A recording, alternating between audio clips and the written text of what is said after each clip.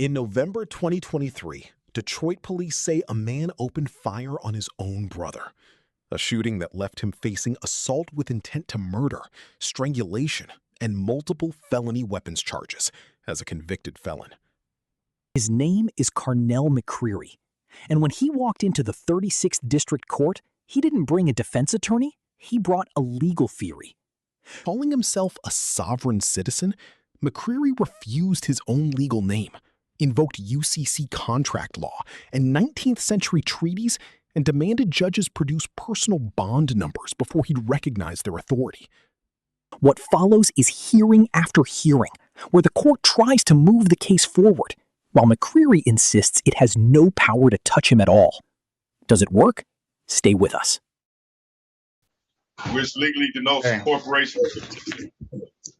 Thank you, sir. I'm not the typist around here, sir, so we're going to go with it the way it's spelled. May I please address the court, sir? Sir, I'm sure your counsel would suggest that you not do that, but you have a right to do that if you want to over your counsel's very solid legal advice. Judge, if I may briefly, Mr. McCreary did not want us to represent him. We tried to represent him. We would like to help him and represent him. I would like to represent myself, sir. Under Michigan Constitution, 63 Articles 13, represent myself, Judge. All right, sir. It appears that you have a desire to represent yourself. Let me just ask you a few questions. You're aware that either right now or at any point while this case is pending, you can have the assistance of counsel should you so desire. Are you aware of that? I am aware, sir. All right, and it's your decision at this time to proceed without counsel, is that correct? That's correct, sir. Appropriate pursuant under Michigan Constitution, 1963, Article 13, sir. All right. I am very well versed in law. Hold on, sir. Hold on. While you do have a right to represent yourself, you do not have the right to talk over me, sir. So let me say a few more things. You do have the right to remain silent. Anything you say can and will be used against you. You also have the right to an attorney, which we've just discussed. And if you cannot afford an attorney, the court will provide one for you. In fact, we have several attorneys here today who are very capable. Of course, you can turn down that constitutional right, and it appears that that's what you're doing. Let's see, you're charged here with one count of misdemeanor assault or assault and battery. Maximum penalty is 90 days and or $500. And of course, going to enter a not guilty plea on your behalf, sir. We're going to hear a few words from the prosecutor, and then it'll be your opportunity to speak if you so desire. Mr. Prosecutor. Thanks, Your Honor. Again, Steve Vincent on behalf of the people. The complaining witness, Your Honor, in this case is a police officer. Apparently, during prisoner transport, the defendant walked past the police officer who was in and around the area while the defendant was being escorted to the holding cell, and defendant took it upon himself to lean towards the police officer and spit on him. As a result of the defendant's actions, the people will be asking for $1,000 cash bond. Mr. McCreary, anything you want to say as to bond, sir? I do caution you not to discuss the alleged facts of the case, but it's up to you. Well, I first would like to challenge personal jurisdiction, subject matter jurisdiction, territorial jurisdiction. This is a structural error, Your Honor. Under MCL 767.24, Judge, this statute of limitations has told this is a structural error. This is prosecutorial misconduct under Michigan Michigan Rules of Professional Conduct 3.8, sir. I was in the Department of Corrections from, I believe it was I know it was 2002. I was released in August of 16. Paperwork, everything. I've been filing complaints against the prosecutor's office. Kim Worthy, where a judge heard it on appeal, Kirsten Frank Kelly. It's been crimes against me by the prosecutor's office, and I would like to move for a change of venue where it's clearly documented, Your Honor.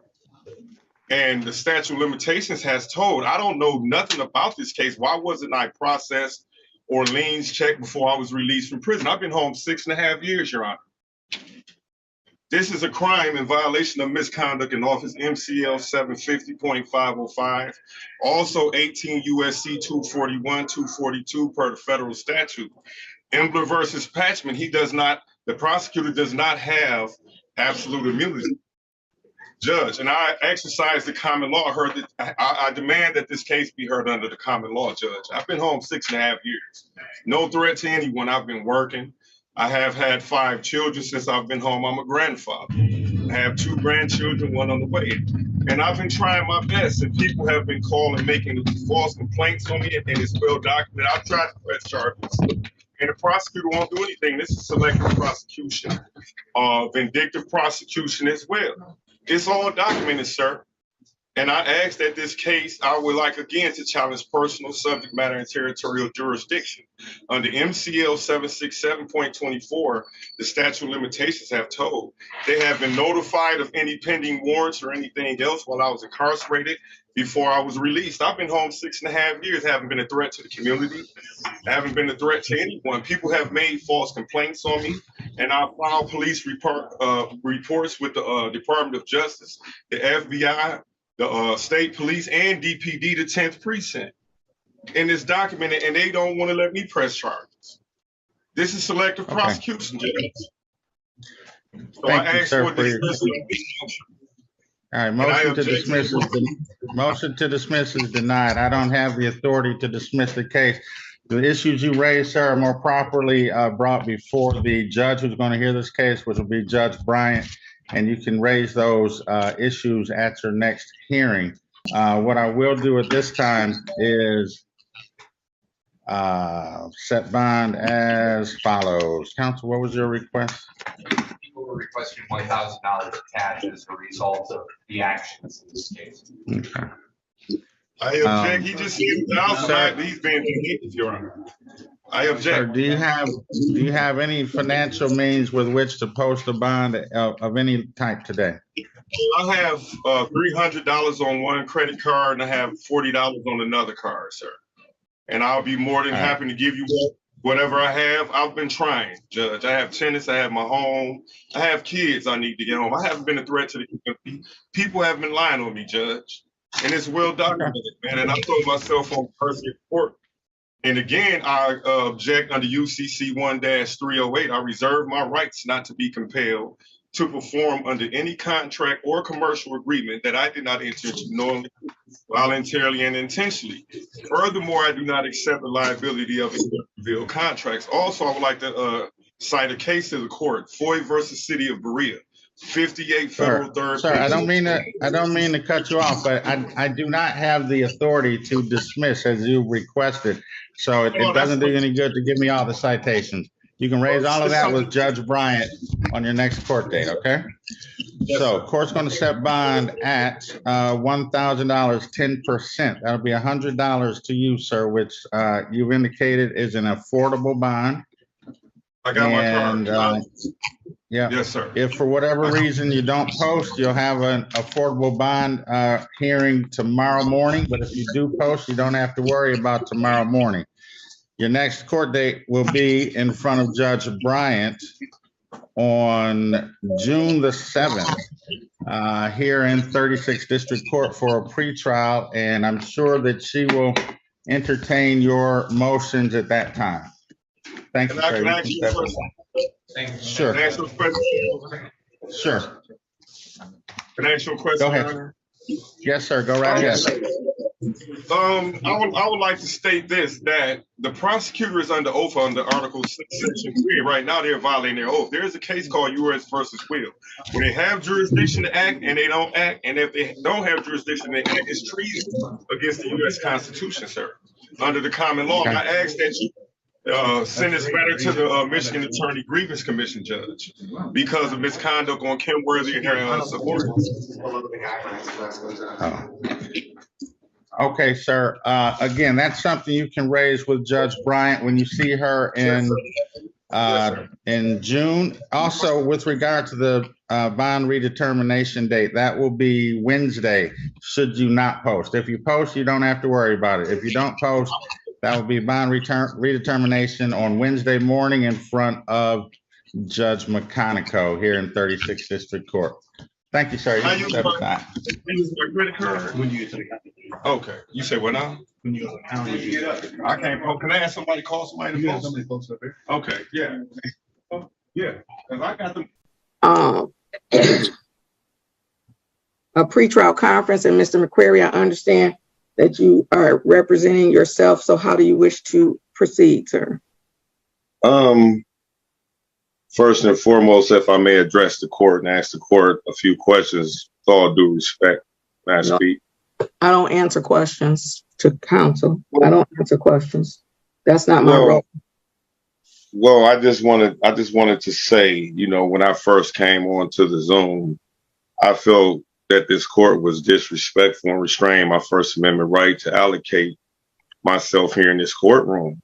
And I'm not saying this as a personal attack, but that's just how I felt. Hey, Mr. McCreary, all due respect, I'm not interested in your feelings, sir. I'm here to conduct court. So let's conduct court. How do you wish to proceed as it relates to your court date? But otherwise, I want to know as it relates to this pretrial conference where you've indicated that you want to represent yourself. It is your responsibility to understand the rules of court and how to represent yourself. Today is only the date set for a pretrial conference. As it relates to the pretrial conference, how do you wish to proceed? Well, if I may speak without being restrained again by the court, with all due respect. You're going to be restrained every time you go off course. So, well, understand every time you go off course, you're going to be restrained. You're going to be restrained in the same way that I would restrain any other person, any other lawyer, any other person who's not coming. Ask that this court remove itself under MCR 2.003 for judicial bias. And once this motion is denied, well, I would like to have it sent to the chief judge as required by the rule. Mr. Flanagan, please call the chief judge and let him know that there's a request for recusal by Mr. McCreary and ask him how does he wish to proceed with the hearing for Mr. McCreary. Yes, Your Honor. Violation in code of judicial conduct, judge. And I haven't been doing this for 16 years. I know what I'm supposed to do. So, Mr. McCreary, I'm addressing your request on the recusal. So everything else, we're going to stop talking until I hear from the chief judge as to whether he wants you to come now or if he's going to give you a date. Okay. Thank you. The rule, man. Okay, thank you, Mr. McCreary. Thank you, Mr. McCreary. Your Honor. Yes, sir. They indicated that he would need to file a motion for recusal before you. And if you deny that, it then goes to the chief judge. He already did. I accepted his oral motion. I denied it. So tell them it's denied. I'm not requiring him to file a written motion. The court rules don't require a written motion. He requested thank you for affirmation, but I don't need it.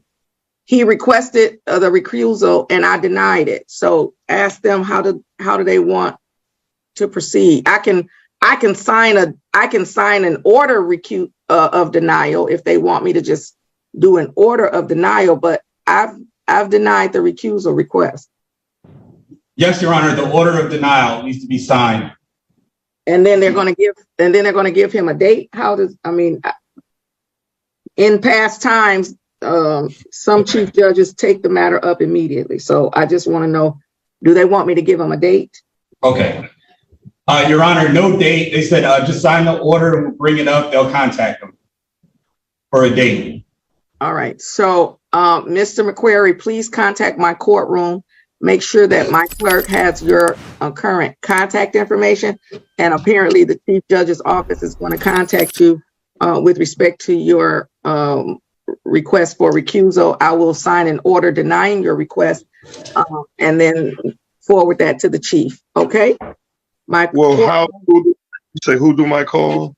The clerk? What is no? Sir, if you just, I promise you, I've been on the bench for 16 years. And I promise you, if you just let me talk, everything you want to know will be revealed. I promise you. Okay. So as I was saying, You're going to contact my courtroom and you will speak with the clerk. Make sure the clerk has your current contact information so that the chief judge's office can contact you with respect to your hearing on my denial of your request for recusal. Anything further with respect to this matter? Please don't unmute. Who is saying hello? I would like to just say this, Judge. I have nothing personal with you. It's just that Mr. McCreary, I don't take things personally. Ms. McCreary, let me say something to you. So since we talking, let's talk. If you would let the matter proceed, this is an old case. So let me just say that this case is from 2002. And maybe if you had watched my courtroom on YouTube, maybe you would have seen how these old cases from 2002 are handled. And then we could have came on here and it would have been handled the same way. However, I'm not going to keep going on because you've asked me to recuse myself. I have denied the recusal. You have requested an appeal. I have granted that appeal, and that concludes the matter. Is there anything further that is needed for the record? Because you don't have to tell me it's not personal. I could care less about, I don't take things personal. Why would I take things personal? I take it personal because as a black man, a 50-year-old man. This has nothing to do with you being a 50-year-old black man. This has anything to do with you being a defendant in this courtroom. Is there any legal thing for the record? Is there any legal matter for the record? The prosecutor's office has committed a felony against me. Okay, well, you can address that with whoever. You can address that with the appropriate parties, but I'm not. All right, so I'm going to assume that this matter, as it relates to the pretrial conference for Mr. McCreary, is concluded, unless there's something for the record on behalf of the people. Now, the law says where the prosecution. Please make this point, man, under duress. I need you. It's not duress. Well, I'm here by special appearance. I'm under duress. Step by step, just follow what I'm trying to tell you. 6485, the people of the state of Michigan versus Carnell McCreary. Mr. McCreary is charged with count 1, assault with intent to murder. Count 2, assault with intent to do great bodily harm less than murder or by strangulation. Count 3, weapons, firearms possession by a felon. Count 4, weapons, ammunition possession by a felon. Count 5, assault with dangerous weapons, loaded to assault. Count 6, 7, 8, 9, 10, all weapons, only firearms. Individual could report defense notice set for a probable cause conference appearances. Emily Milwaukee, P54828, people. And I'll just state my name for the record, Earl Washington, Neighborhood Defenders Service. And I'll just say on behalf of Mr. McCreary. Okay, Mr. McCreary, we will establish that he is not your attorney, okay? You state your name for the record, please. First, I'd like to reserve my rights under MCL 440.1308 UCC 1-308. I reserve my rights not to be compelled to perform under any contract or commercial agreement that I did not enter into knowingly, voluntarily, intentionally. I respectfully compel this honorable court to utilize Article 3, Section 2, Clause 1 of the U.S. Constitution, which mandates the common law to heard this matter. Also under UCC 1-103.6, the name in all caps is a corporation, fictitious person. I would like to make arguments of personal jurisdiction, subject matter jurisdiction, territorial jurisdiction. I have all federal questions that I would like to present to this court, and I would like this matter to be ruled on under federal law of U.S. Supremacy Clause of Marbury versus Madison, 5 U.S. 137-18-3. Which says anything repugnant to the United States Constitution. I just need your name. Well, ma'am, I do not choose to name my name. I'm not the all caps on the paper. And I reserve my rights. You don't have a name, so you're not present. Well, my name is Carnell McCreary, ill, all lowercase. Okay, that's the fine. all caps represent. Okay, all lowercase. Is that your name? Yes. Okay, you're physically present. Thank you. Yes, that's all I wanted to know, that you were here. Yes, ma'am. Okay. So, Mr. McCreary, in all lowercase letters, is it correct that you do not wish to have an attorney present for the meeting? I myself, which under Michigan, yes or no? I'm no attorney. Okay. You understand you have a right to an attorney? Pardon? You understand you have a right to an attorney? I understand. Okay. You gotta take this club, because I know you have a lot you want to get out. Yes, ma'am. very familiar with all of your case law and your argument. However, moving forward, it needs to be in writing to submit to this court before I can move on. Well, I understand. Your Honor, please. Thank you, Your Honor. Without arguing with you. No, ma'am. I'm very humble. Procedurally. I'm very humble. Well, I'm entitled to procedural and substantive due process. The statutes in which the state are charging me with are null and void in violation of the U.S. Constitution. The Shaney versus Winnebago Department of Social Service. That's substantive. Stuff that needs to be right. Pardon? That's the substantive. Well, I've always learned as being a layman in the law, but I am. You're not a layman in the law. I'm a legal practitioner, not licensed under. You're not a layman. You just don't have a P number or license. Well, that's the corporate bar number, which is a corporate monopoly. They have tried to take over the legal system for their own benefit. Well, that's an argument. And once jurisdiction is challenged, it must be proven by the people exerting that. But I can't address it until you put it in writing. Okay. That's what I'm telling you. Yes, ma'am. Okay. Well, I just want to note for the record that I did challenge personal jurisdiction, which must be done on onset. There's a case from the Michigan Supreme Court. It needs to be in writing. Okay, can I you're dumping all of this stuff. Yeah, I'm just for preservation, because I've been wronged by Kim Worthy, DPD. They have committed crimes and there's evidence of this. Also, I'd like to change the venue from the prosecutor's office because of criminal misconduct is well documented. The gentleman on this case, who was my brother, he's speaking of, he's committed felonies. I don't want to know about anything substantive on this case. I will move this to another court the moment you say something about allegations. Okay. Gladly. All due respect, but I was just trying to. I understand you have a lot to say. Yes, ma'am. You understand it needs to be a right? Yes, ma'am. Okay. Are you familiar with the courtroom? Yes, ma'am. Okay. So you submit it to the court and to the prosecutor, whether you think there's jurisdiction or not. You still have to submit it so that I can address it. Yes, ma'am. I understand. Okay. So are you familiar with this court's criminal procedure as far as why we are here today? Yes. It's called a probable cause conference. Yes, ma'am. Okay. So typically what happens next is we discuss discovery and the allegations that would be in writing, paper, police report, any video. You understand that? Yes. Okay. The prosecutor is obligated to provide that to you. So regardless if you think this case should be thrown out, the prosecutor still needs to do his duty and provide that to you. So I'm going to ask the prosecutor to provide that to you. What I want from you is your motion in writing to the court and to the prosecutor, so that I can make a decision. You understand? Yes, ma'am. You have a question? Question. If I may just ask for additional discovery of in NCR 6.201, there's rules as well as Michigan Supreme Court People versus Stanaway, which deals with additional discovery. Do you even have any discovery? No, I didn't even know I had a court. They didn't You tell don't me even know it anything. would be additional because you don't know what exists. Well, what I'm saying is, so far as stuff that I would like to be brought forward concerning the prosecutor's office. Absolutely. Let's get over what they have, and then you can make a discovery request. Yes, ma'am. But before that, you have to talk about venue, because you're not even saying the right venue, jurisdiction, all the things. But the prosecutor is still going to provide you with discovery. So you need to look at that and see what it is that you have, and then you can request additional discovery, and then that you don't think that's sufficient. Well, I mean things outside, the department, not things concerning this case, but I mean other things that has mattered concerning the alleged plaintiff, who also claims to be a sovereign citizen, my brother, and I need stuff from Judge Burton's courtroom. Defendant, alleged defendant or plaintiff? Well, I mean the alleged plaintiff, I'm sorry. The complaining witness? Yes. Okay. Yes. Okay. I mean, So, I haven't do you saw have my an email brother. address? Yes, I do. Okay, don't provide it we're on YouTube. Do not say it. I want the prosecutor to receive that from you so that he can see your discovery. First step.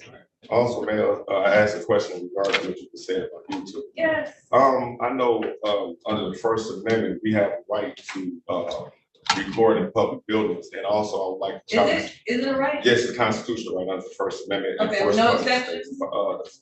Enforced upon the state, Bill 14. Are you familiar with the exceptions? Well, the federal law doesn't say it's an exception. Does it? It doesn't say any exception. No, it's a right, because you go to Macomb County, they have. Just because Macomb County doesn't mean that there's no exception in the First Amendment. Okay, I just wanted to address that. For Okay. I don't mean to be rude. I know you're being very respectful, but you have a lot to say. And I want you to put it all in writing. Also, I want you to provide your email address to the prosecutor. Let's do that first. Yes, ma'am. If I also may state that. Let's do one thing at a Okay, time. yes. Your agenda is very long.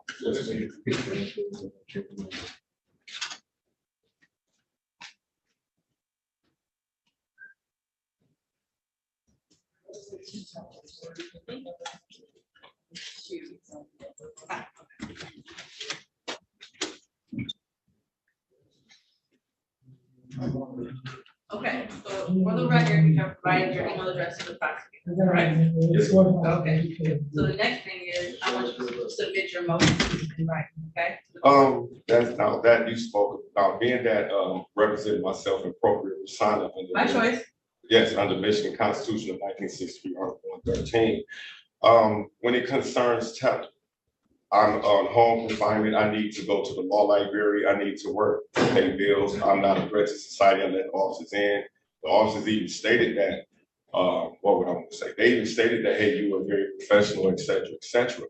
Also at the other arraignment, the prosecutor spoke on my criminal record as a means of holding me in incarceration under People versus Allen. They cannot use your record against you unless you testify. And I have that citation from the Michigan Supreme Court. They have acted misconduct. Ab initio from the very beginning at this junction, this case at bar. I'm requesting that I'm not a runner. I don't have rap in my blood. I'm not a threat to the alleged claimant witness. He doesn't even live in any time. And the thing is, I also have another matter where the prosecutor's office came and arrested me for a 21-year-old warrant, and there's a statute of limitations for 6 years. Also, when I went to prison, there was 180 days. Now, the law says where the prosecution. I know what the law says. Oh, but please make this point, man, under duress. I need you, it's not duress. Well, I'm You're getting, not under I'm duress here right by now. special appearance. I'm I need under you to duress. step by step, just follow what I'm trying to help you do here. You need to educate me on certain things so that I can make a decision. Because some of this stuff, you're citing UCC, and I'm very familiar with UCC. And That's the where, Boston and Supreme you cannot talk over me one at a time. I let you run off all your case law. UCC is for tangible, movable goods, not human beings. So, there you go. Write it, put it down in writing with all the things that you want to discuss. Because I can't stand here and listen to your oral argument. And Oh, no, it's cite not. cases. We have 5, 6 other examples to hold. Okay, Well, I'm giving you. I'm sorry, and I was just following the way that I was We still mandated by talk. court rules. I'm just trying to preserve the record right now and inform you. So I asked for you to provide your email address. The next thing I want you to do is provide your motion to write. Okay. So I'm going to give you a date to come back. Okay, so you can make your argument. Yes, ma'am. The prosecutor will have an opportunity to respond.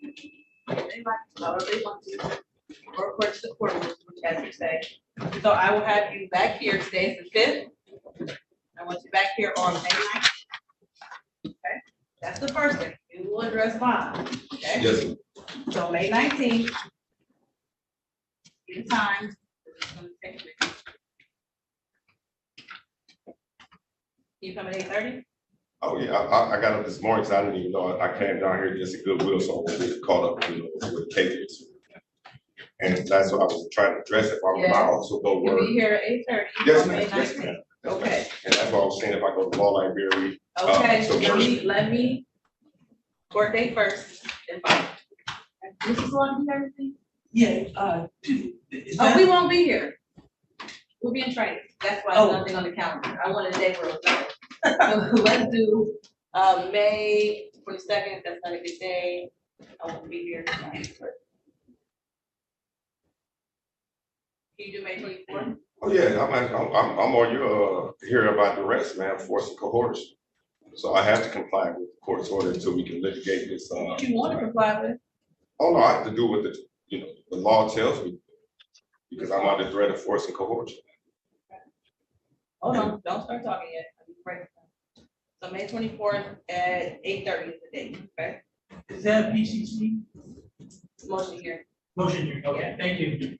And I'm going to provide you with the email address for you to send the motions to the prosecutor and to the court, okay? I have to send, please do not send anything in mail. See, that's the thing, I was, need access to, like, let's say, Okay. go somewhere and type up We'll stuff get to that. be able We'll to get to learn that. how to scan. Get to that. Yes, Okay. ma'am. And we'll have the court email address and the prosecutor's email address on their report.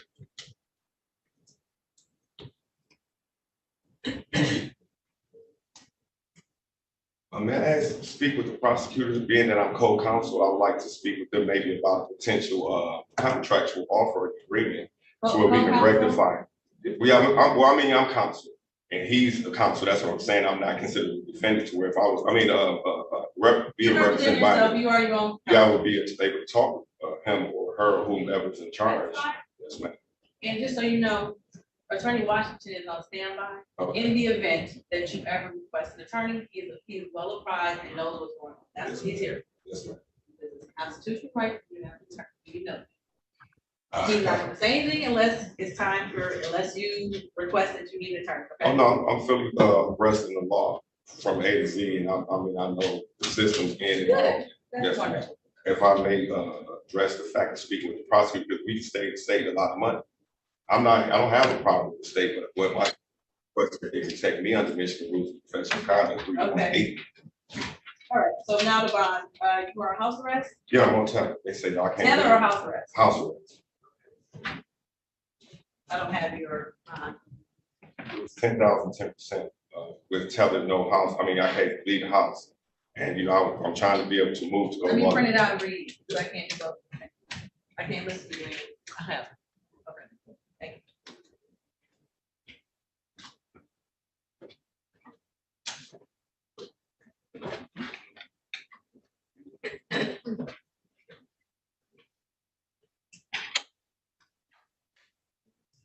Right.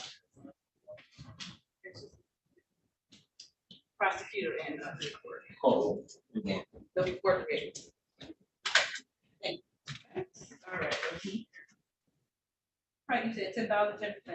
So you posted it and it says here, GPS tether requirement, house arrest allowed for travel, court, medical. Do you have a specific library that you go to? I know it was one on Oakland, but I don't know. I haven't been there in years, like by Landwood and Oakland, because I stay over here on next to the thing here at home. Yes, I could probably go to that one. That's the closest one. I don't know. Is it one down here, downtown, like the library? I can. The main library. Okay, I would. If it's okay for me to come down here, I could let my tether person know. Well, I'm gonna let them know. That's what I want you to yes, ma'am. Yeah, the main library now. Okay. And, I'll change your bond condition so you're allowed to go to the library. And also, I'm a private contractor doing 1099 work. There's a Jerome Phillips Plumbing. I work with him from time to time. And then across the street from my house, there's a Robert Vane Diner. He posted my bond. He's a Russian immigrant. I work for him. He pays me. I pay taxes and bills. So it's 1099. I would like to see if I can work for you guys so I can pay my bond, tether, bill, my home, be able to go to the grocery market and get food, and I would comply with the court's order. I haven't been in trouble over 20 years, and these charges are ridiculous. And I asked the court humbly to allow this so that I may receive justice for federal constitutional kind of law.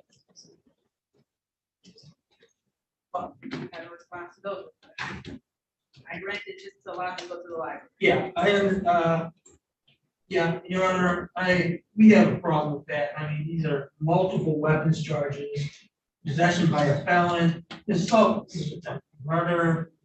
Objection, Your Honor. You wouldn't let me speak about the facts of the case. I can't hear his argument unless he's not interrupted. I'll let you respond.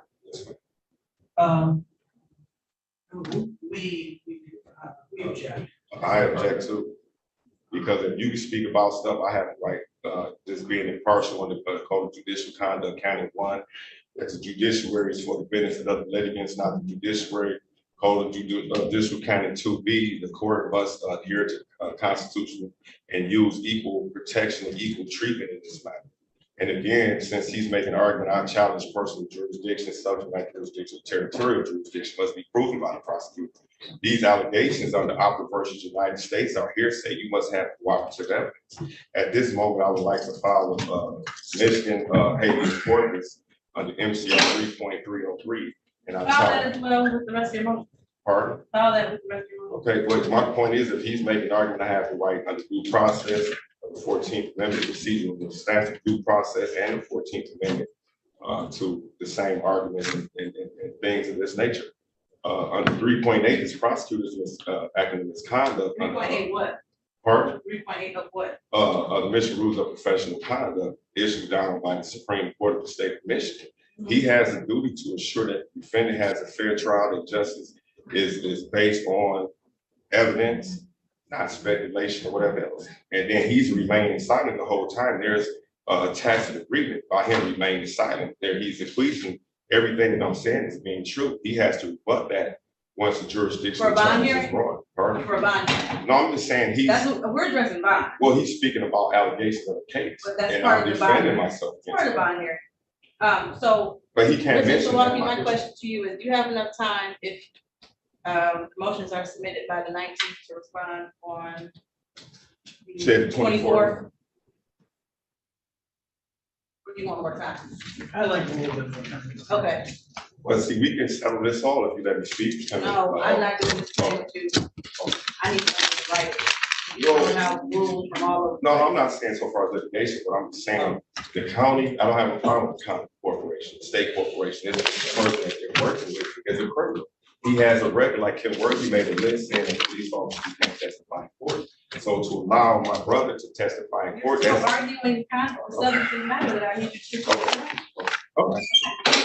I need to have it submitted by May 12th to the court and to the prosecutor. But I need time to, like I say, get to these places to, I need, computers to be able to. Filling out your Yes. motion right now to adjust bonds so And that you can go to the food. library.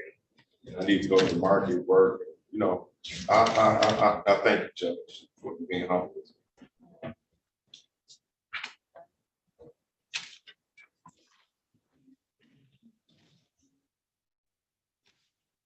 Can we get this transcribed for the motion hearing? Wait a second, I'm trying to write notes. I want to be very clear about what's going on.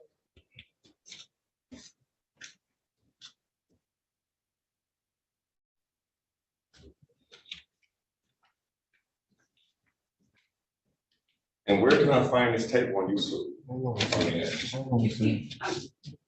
I'm sorry, ma'am. I'm just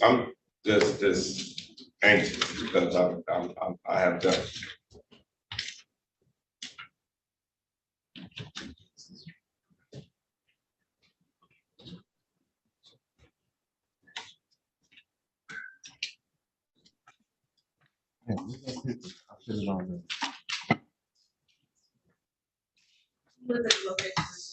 I stay upstairs by myself. I have tenants downstairs presently at this moment because I'm trying to pay my taxes and maintain my money. So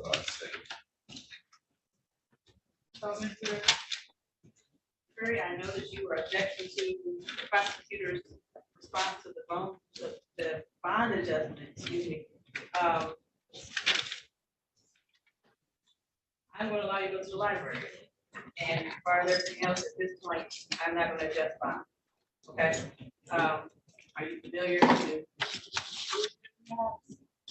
I'm not Yes or really. no? No, ma'am. I'm not either. I'm not really computer literate. You don't have to be, you can do all these motions. Well, I'm gonna have to learn. Yes. You tell me. Okay, so your motions are due. May Can I 12th. also ask Via you one email. more? Oh, I'm sorry. May 12th via email. You have both email addresses. You have them for the court and for the prosecutor? You said the 12th. I thought you said the 24th. For the court, we're gonna hear them. The Also, prosecutor has get them time in to by the respond. 12th. You don't have to be here on the 12th, it just has to be emailed. So do I have to show up back here at that date or On the 24th. on the 20th? Okay. But the 12th, just email it so that I can read it, the prosecutor can read it, prosecutor can respond, so on the 24th, you can go. Okay. First case, nobody be in front of us, I can make a decision, we go from there. Okay? All right, Can I ask you one thing before you close? one thing, I mean, yes, ma'am, if I what may. is it? I have DTE bills, phone bills, and it's just right across the street. Like I helped my neighbor fix his house at the home. And I just want to make a few dollars so I can pay the bond people in court. That there's anything that needs to be, my bills. That's all I'm asking. Just right across the street. What's the address? I think it's, I'm 14739 home. It's directly across the street. I think it's 14754. 147? I believe it's 147. My address? No, the address. I believe it's 14754, but I can email or I can tell my teleperson the correct action. See, you tell them, you don't tell me. Well, I've heard that they communicate with you. So I got it, okay. Okay, if you give me a number, I can send it to you or What's your email it to name? you. Creek? Homer, Holmur. It's right on. I'll allow you to go across the street, make some money to pay each other, and provide food for yourself, whoever you need to get back to the court, okay? And thank you, ma'am, You're for welcome. your being patient. No problem. All right. Thanks. Excuse me, Your Honor, this is Earl Washington again. Did the court wish me to be there on the 24th as a standby? Yes, please. Can I get his number? I call Sure. him. Yeah, and see, maybe he can help me, but like if I can email and type it up, that's all I would need his help for. No disrespect to you, Esquire. But, I understand. Yes, sir. Can you provide your number to Mr. McCreary, right? Yes. McCreary L.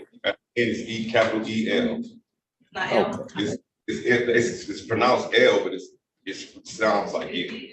It's E-L, yes, sir. You want me to put that in the chat? You can just provide it over, is it your personal cell or your work cell? No, it's a work cell. My name is Earl Washington, and the number is Oh, thank you, sir. Okay, we're done on Mr. McCreary L. All right. Thank you. Have a good day and have a good weekend. Thank you, too. 2305648. Mr. McCreary is charged with count 1, assault and attempted murder. Count 2, assault and attempted Great Valley Carnell murder. Count 3, weapons, firearms, possession by a felon. Count 4, weapons, ammunition, possession by a felon. Count 5, assault with a dangerous weapon, felonious assault. Count 6, 7, 8, and 9, weapons, felony firearm. Also count 10, weapons, felony firearm. Set for a motion here today. Appearances. Edwin Sawaki, P 5482A, appearing on behalf of the people. Mr. McCreary, say your name, please. Carnell McCreary L, all lowercase, acting appropriate persona under the Michigan Constitution, 1963, Article 1, Section 13. Mr. McCreary. Or Washington. Not here. I don't need. And I know that you state that you don't need them, but the laws that I have to follow state that Mr. Washington. Well, I object because I understand you should object. I made a motion because he does not represent me. He is not responsible for me. I made a quasi contract, and it was served on the prosecution as well as this court. And the contract is clear and it must be enforced. Anything after this point, performance is accepted for the relief in the documents. There is not a corpus delicti. Where's the witness? Where's the victim? Where's the injured party? You're getting into your motions. I mean, no, I sent it's a quasi contract which I sent to the courts, and it's clear. I mean, they have to either admit or deny the statement. Okay, well, what does that have to do with Mr. Washington not being present? Well, he's not my attorney. He's not responsible for me. I'm acting in appropriate persona, which the federal and state constitutions allow. That does allow, but it also requires me to have an attorney present. That you request an Well, attorney at any moment during your. And I object. Jurisdiction is challenged must be proved by the people on the onset of And the I state. get that until Mr. Washington is present, because for my job, I know you have a job, I have one too. For me to keep my job, I have to follow certain rules, which means that Attorney Washington needs to be present for me to hear these matters. Well, regardless of what you say, if I don't do that, I'm violating the law. Well, I mean, That I follow. your performance is acceptance, Judge. You've seen the documents, you read the documents. This is not a contract that I'm talking about. Well, I'm saying, no, I made a presentment upon this court of people, a quasi contract. You're Yeah, familiar well, with kind of quasi contract. Yeah, and this is not civil law, so I'm not doing contract. It's not civil law. We're dealing in the Admiralty Maritime Law Court. You are. No, So, this is the jurisdiction that this court is operating under. I can't move forward. Did you email me all the Yes. documents? And Did you tell me it to email? says clearly right here, Can you let me finish my question? Which email did you send it to? the one that your officer gave. Was it the courtroom 438? Yes. Okay. I made sure everything was delivered. It was served upon you as well as the people. And everything is being tacitly admitted to in this I'm document. just trying to by proceed to make everyone. sure I have your motions, because I have. Well, it's not a motion, it's a quasi contract. which the Supreme Court of Michigan allows. We can go back and forth. I'm not ever gonna say that it's a quasi contract. So you I'll can set that just down. move for a lien, Judge, against all parties because everyone is in default, Your Honor. And the law is clear from the Michigan Supreme Court, which respondent superior applies to this court that the decision stands. Stare decisis, Your Honor. This court is in default, as well as the people by their tacit agreement. Okay, so. I mean, the law is clear. He read the paperwork. He's a bar attorney. If he doesn't know the Mr. law, Washington's not present. I have to adjourn this. he's not representing me. That's why I May objected 30th again. at 1:30. Can you make that day? May 30th. Okay, I mean, I have a question, if I may. If you answer mine, maybe. May 30th, I have no choice. I'm here under direct threats and coercion by this court and corporate courts Can in you this make office. it May 30th at 1:30? I sure can. Okay, so what's your question? Well, my thing is, I mean, I didn't know that the judge could ignore the Constitution in which they were sworn to uphold the law of the common law court of the Supreme Court. All other courts are legislative created courts, which they make the courts, they make the law to enforce them. They're commercial statutes. Question. Pardon? What's your question? I mean, I'm just saying, I'm what my contract adhered to. The people who are remaining silent, they have agreed. What's your question? You said you have a question. I would like to know, can I go to the courts? As long as I'm going to court, I can leave home because I would like to go to the federal court so that I may file a lien against the state of Michigan, corporation, and cities and county and state for crimes. You know, the prosecutor Kim Worthy has committed crimes against me. It's well documented. You're an officer of the court. Is that what you filed with? Yes. Okay.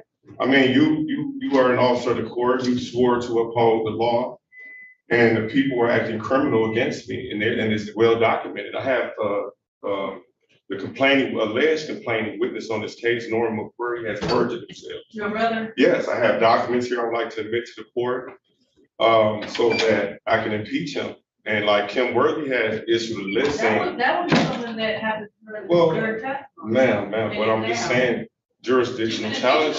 Once we get there. No, what I'm saying is jurisdiction has been challenged. It must be proved from this point. Out of court statements are hearsay, man. Oh, I'm very clear. You see what I'm saying? So where's the corpus delicti? At this point, I moved to challenge jurisdiction again in the court. If not, I ask that the court strike this case from the docket for lack of jurisdiction, which the case law clearly states here. Well, you know what? I would love to content, Oh. but I cannot. Well, is it okay for the prosecutor's office to commit crimes in violation of MCL 750.505, Your Honor, 18? It's okay, it's not okay for anyone. Well, I mean, this is what's going on. I'm being deprived of my liberty as an American sovereign citizen, Your Honor. I'm being threatened under direct force, coercion, and direct force and coercion under Coins versus United States, 19 U.S. 264. They have incorporated the inhabitants. It started in Washington, D.C. and made us corporations today, and these are commercial courts. The Supreme Court has clearly stated everything and outlined everything, and it's in the law. I'm requesting that my contract be adhered to. The quasi-contract, which the Michigan Supreme Court and Caskett versus Magritta speaks of. I'm using the law of the land and of the state and the Constitution, and I'm being deprived of my liberty rights. So I'm asking that this court issue a writ of habeas corpus to have this case dismissed. Against you? Pardon? No, I'm saying against the state. You know, I'm here. They have to prove jurisdiction. They have to prove that I've committed a crime. Where's the corpus delicti, the body of a crime? I mean, everything is listed here, from the Michigan Supreme Court to the U.S. Supreme Court. You know I would have to give testimony to know that. Well, ma'am, once jurisdiction is challenged from this point, they have to present what they have. If they can't make a prove. decision on something I haven't heard? But did you read the document? I mean, like I stated on page 4, man, read something real quick. No, because I have to wait for the actual hearing to hear both parties on the record. What party is missing? I just told you. Oh, the attorney doesn't represent me. This is what I'm saying. And we all agree. You know, I mean, so We I'm all just agree saying. they do not represent. Okay, well, I mean, your performance is accepted from all parties, so if you issue a lien to federal court against all parties. Okay. Because my rights are being violated. I'm allowed to go to federal court. Is that what you're asking? Well, I know in the order it says as long as I'm going to court. I mean, it doesn't really matter what court does it. I mean. Well, you were asking if that was okay. I'm just letting you know. You're allowed to go to court. So May 30th at 1:30. Attorney Washington has confirmed that he will be here to sit. I've tried to call this man. He don't even answer his voicemails. What are you calling him for if you don't need him? No, but what I'm saying is I was just calling him to confer with him, just ask him a few questions. Oh, as a And attorney. he didn't even respond. I don't need an attorney, man. Okay. I am acting That appropriate for confirms something. my reason why I'm here. Because time, if you have to ask him a question, he has to be. Well, can I ask you, where is the victim here? Because crimes against the state are not permitted under Coins versus Virginia. The complaining witness is not present because they have not Okay. paid for exam to be present. to testify. Well, once jurisdiction is challenged, it must be proven on the record, Your Honor. I mean, you're ignoring the constitutional mandates of the Supreme Court, which you are bound It's under. all the law of the truth. Okay, so May You told 30th, me to put it in writing, I did it. You I guys just still want to ignoring confirm it. that you sent everything. I did. I don't want us to labor over any points on the 30th. I want to make this as. Well, I mean, you guys are already in default, so I'll be enforcing the lien in the federal court, as well as seeking prosecution of this court as well as the state corporate office, because my rights are being I understand violated. your route, which you're going, but I'm just telling you, I just want to make sure I have all your motions, okay? You sent them all. No, it's a quasi contract. If you look up You a sent all quasi of your contract, documents to the Pardon? court, you sent all of your I documents. that sent you want read. everything Okay, to the courts. I sent it to this gentleman here. He thinks it's funny.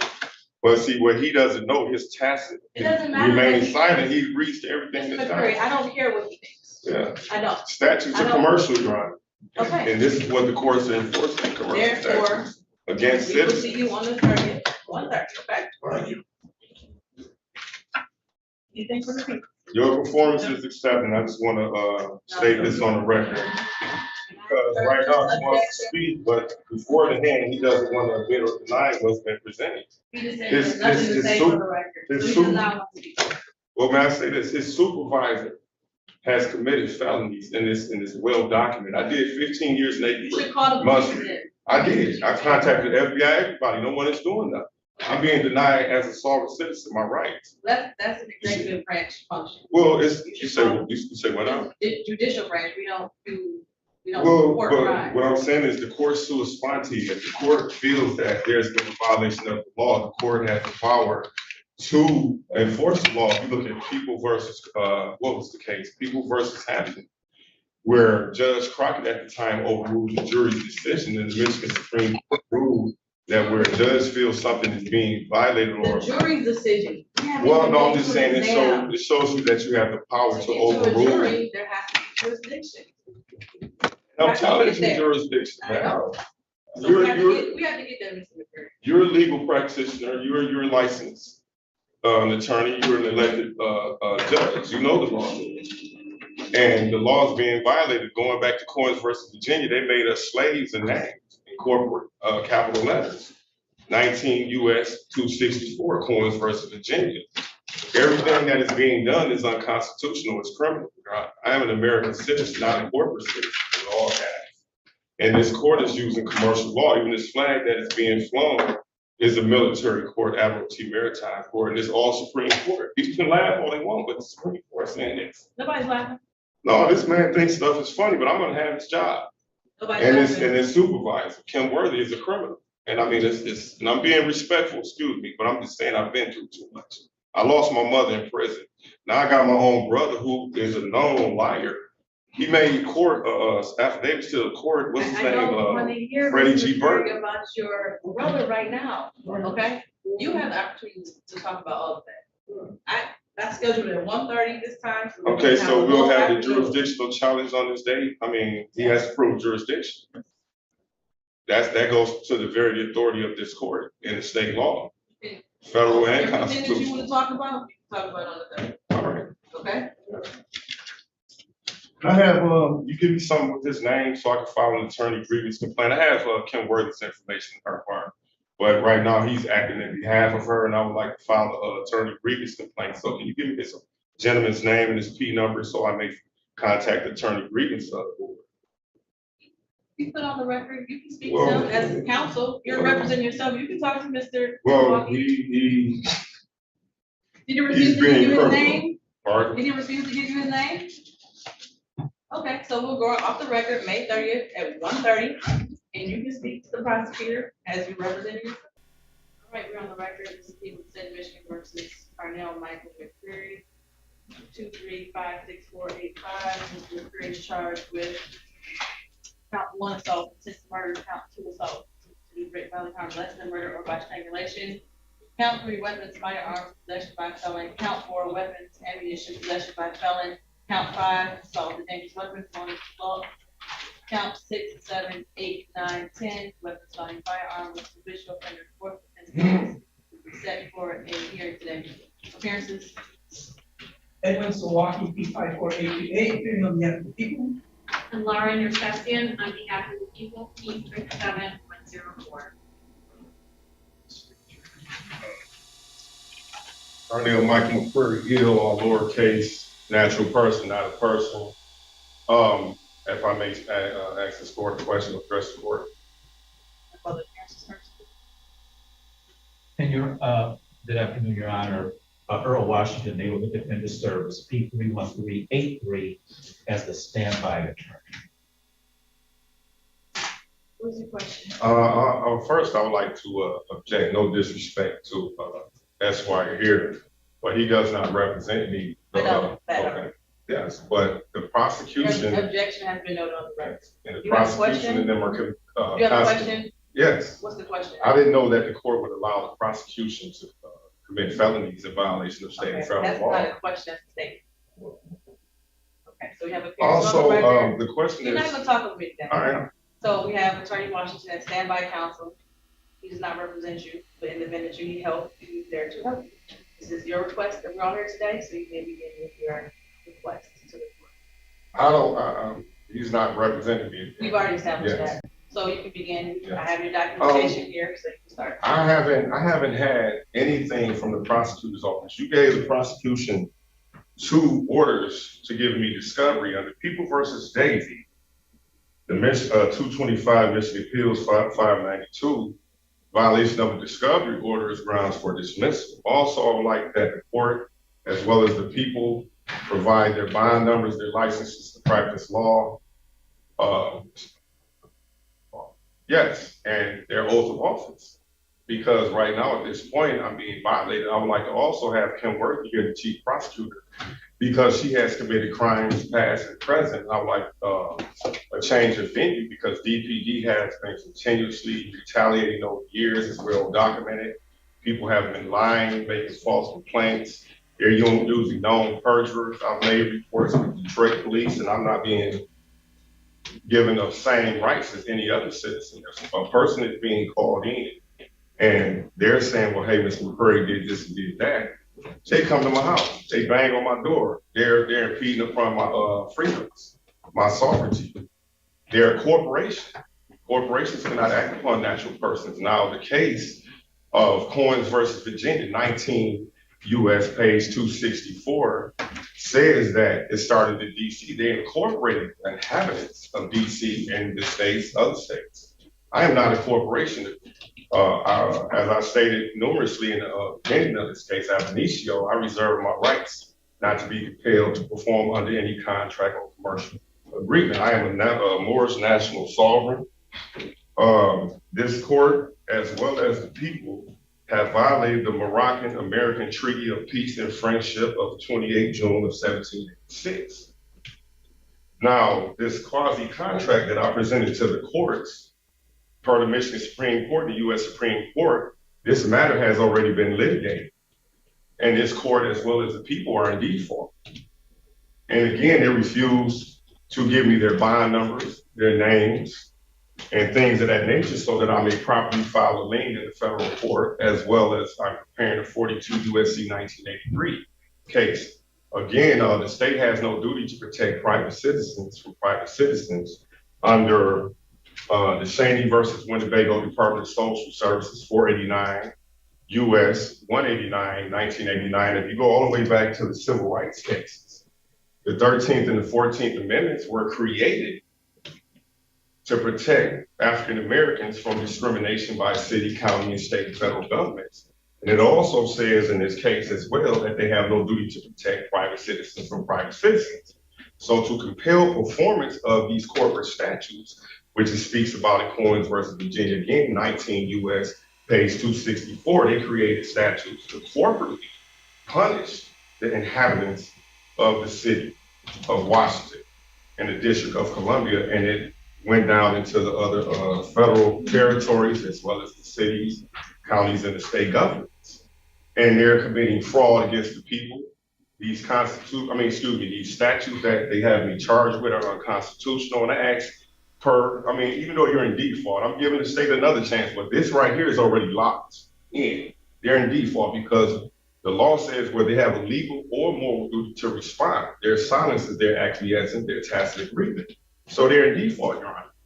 And I would ask that the court subpoena Kim Worthy here so that we may put her on the stand to answer for her subordinates' criminal behavior as well as her criminal behavior. Have documents here where it's clear that they, can I sit down for a minute? My back is kind of bothering me. That's my latest shame. But I would like the Kim Worthy to be brought here so that she can be questioned about the change in venue, the allegations, which are factual. But they sent me to prison for 15 years and 8 months for no crime at all. Judge Kirsten Frank Kelly was in Wayne County. She issued an order against me that was null and void. I was railroaded, sent to prison, did 15 years and 8 months where I lost my mother, family time away from my daughter who's now 24 years old. She's a mother. I'm a grandfather. I've been productive in the community since I've been home. They're trying to make me look like I'm a demon. But the paperwork shows the opposite. And I would like all of these things. I would like an evidentiary hearing so that we may put these documents into evidence and that this case can be properly litigated because the prosecution is committing crime. So I ask that this court use this subpoena power and adhere to their oath of Article 6, Section 2 of the U.S. Constitution, as well as Michigan Code of Judicial Conduct, Canon 2B. And the paperwork is clear. They refuse to respond. Everything that is happening now is criminal. In violation is conspiracy, 18 U.S.C. 241, and in violation is Michigan misconduct in office, MCL 750.505. I have been humble with this court. I haven't been here just trying not to disrupt the court. I'm under threat, duress, and coercion. You know what I'm saying? They have constantly been retaliating against the Detroit police as the sheriffs, as well as Kim Worthy's office. And it's well documented. They sent me to prison off the testimony of a perjured witness. And I would like all these things to be adjudicated properly in this matter. And jurisdiction has been challenged per federal and state case law. The people have to prove jurisdiction. They have statements. The corpus delicti rule bars statements as hearsay out of court. And this is what they want is they cannot make an affidavit for anyone. You see what I'm saying? My brother, as they claim, made these statements. I still haven't been given any discovery or anything. And they're in violation of the Michigan Court case law, Court of Appeals case law, and People versus Davey. This court clearly twice told me to give them discovery, 225 Michigan Appeal 502. And they're still violating the court's orders. And this court, honorable court, should exercise the contempt powers and have these officers supposedly acting for the court, which are being criminal, to be put in jail until they comply and or fined. Detroit police has a history. They were prosecuted by the Department of Justice in 2001. Then they were under the consent decree into 2013. And they're still committing atrocious criminal behavior and acts against natural persons, natural citizens. You know, Judge, you're familiar with this case law. You're a licensed attorney and an elected or appointed judge. I don't know. But the Supreme Court under Marbury versus Madison rulings, they're decisive, let the decision stand. This court is bound to adhere to Supreme Court rulings. These statutes in which they're charging me with are unconstitutional in violation of the civil rights cases, as well as Cohen versus Virginia, the Supreme Court. And today, again, I respectfully compel this court to adhere to these things. And the Supreme Court says where a court does not have jurisdiction to act, or where they don't have jurisdiction to refuse to act, it's considered treason against the U.S. Constitution, right? And the paperwork is clear. All parties that I've served these papers on are in default, Your Honor. And I ask that this court, like on page 13 and 14, I clearly stated in the offer, I'm the offerer, they're the offerees, And this process is approved by the Michigan Court of Appeals, Michigan Supreme Court, in which they cite federal court cases on the federal court cases, cite these cases as well. Give me a second, please. On page 13, it says, Offerees 1 and 2 agree that all above and below statements are true, and they have until May 24, 2023 to admit or deny the above, and agree that terms, A, failure to hold state laws unconstitutional, and void ab initio, agrees to give me in the sum of $5,000 in gold and silver coins and or Federal Reserve notes and assets in their personal and official capacity. B, failure to dismiss charges with prejudice and grant all of the above, all of the supra and infra, agreed to give me $500,000 and agreed to be charged via MCL 750, 505, 18 USC 241, 18 USC 242 by the U.S. Attorney and the state's attorney for their crimes via Turner Associates Inc. versus Small Parks Inc. 59 Federal subsection 674 at page 680 through 82. Eastern District of Michigan, 1999, where they have a legal and moral duty to speak and agree that if they, Offerees 1 and 2, try to impair this quasi-contract, argue or try to litigate this case further, instead of dismissal with prejudice, agree to give me $1 million in their individual capacity via Holland versus Earl Graves, Publishing Code 46, Federal subsection 681 at 685 through 687, Eastern District of Michigan. Then there's affidavit of truth.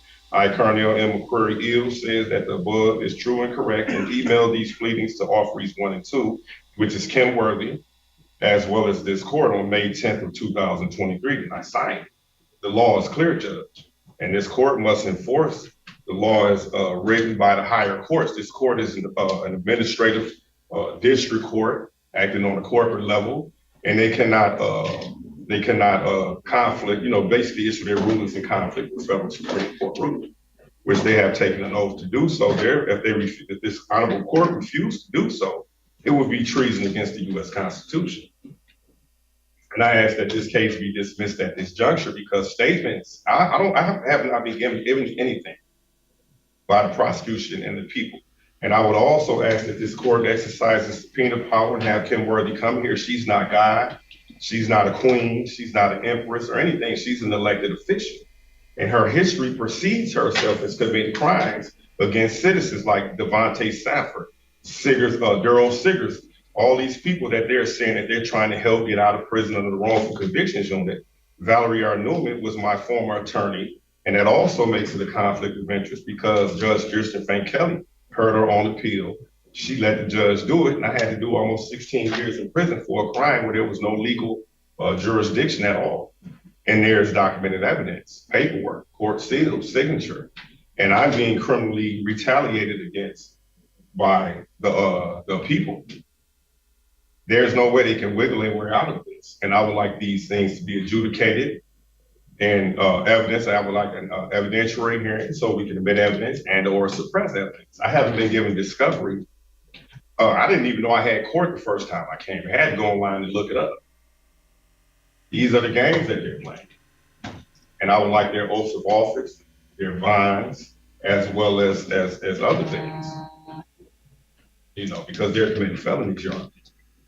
All due respect, like I said, I don't have anything personal against this court or anything. I just request that this court adhere to the supremacy clause of the U.S. Constitution and hold that these state statutes in which they have me charged with are constitutional based on the U.S. Supreme Court. And what is the case? The Cheney versus Winnebago Department of Social Services, there was a young child whom the mother relays that the father was beating the child and the child died. The mother sued all the way to the U.S. Supreme Court. And the U.S. Supreme Court held that no matter how bad or gruesome that this case was, when it concerned the case, that the states have no duty to protect citizens from other citizens. Anything that compels performance, there has to be a contract. And again, I reserve my rights under UCC 1-308 and the common law UCC 1-103.6. And it's clear, Your Honor. And I ask that this court, do their sworn fulfill their sworn oath under the Michigan rules, the Michigan Judicial Code of Conduct, The court is not to be swayed by public opinion or what the people may think or whatever it may be. Like the great honorable Judge Dalton A. Robinson. When he was in office many years ago, he did the right thing. They tried to get him to send these young juveniles to prison. He said, no, these young men can be rehabilitated. And he sent them to juvenile prison. At this time, the prosecutor and them went and attacked this judge. You see what I'm saying? You have a right and a duty to fulfill your constitutional oath, Your Honor, regardless of what they think about you or whatever else. These these statutes in which they're charging me with are unconstitutional. I never signed any agreements with the cities, counties, states, or whatever else to be governed by them, to adhere to their statutorily corporate statutes, which in Coins versus Virginia clearly states this is what the system is about. To create penitentiaries, to create prisons, hospitals, graveyards, streetlights, so on and so forth, in which today we live in this society. This society is clearly the matrix. The legal system is unconstitutional. These are corporate enterprises. They're no different than any other corporate enterprise when they provide services for the citizens. The case law clearly breaks it all down. I've never surrendered my sovereignty. Dred Scott versus Sanford clearly stated that blacks could not be citizens, were never intended to be citizens, and we were 3/4 of human beings. But under the democracy, pardon? 3/5. Okay, 3/5. Under the democracy, which is nothing but the mob rule of the old South and European inhabitants of this country, if someone killed someone, stole something, they were all the mob who go out there and hang them and do whatever else. So every government is entitled to a Republican form of government. Not a corporate. I'm not a corporation, right? I'm a natural person. The case law clearly breaks everything down, which everyone is in default.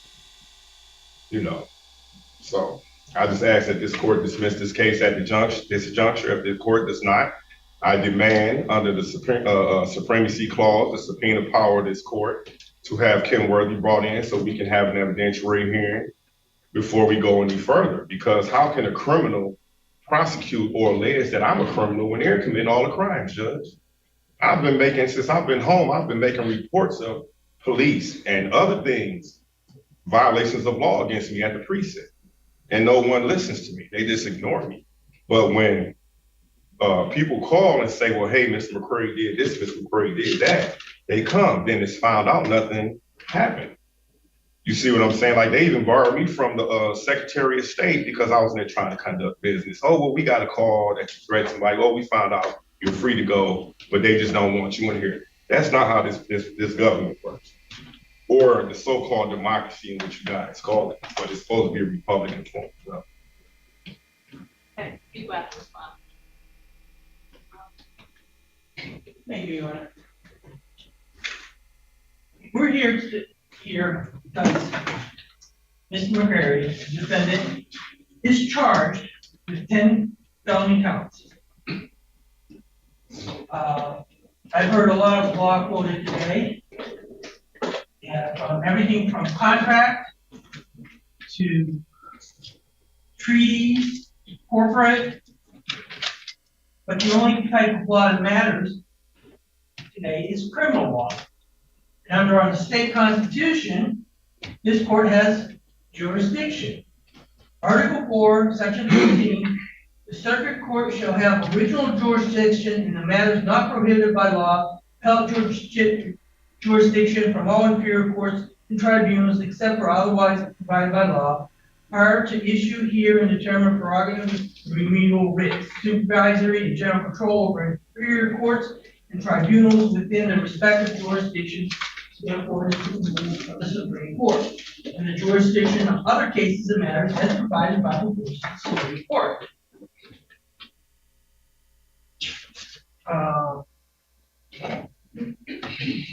There's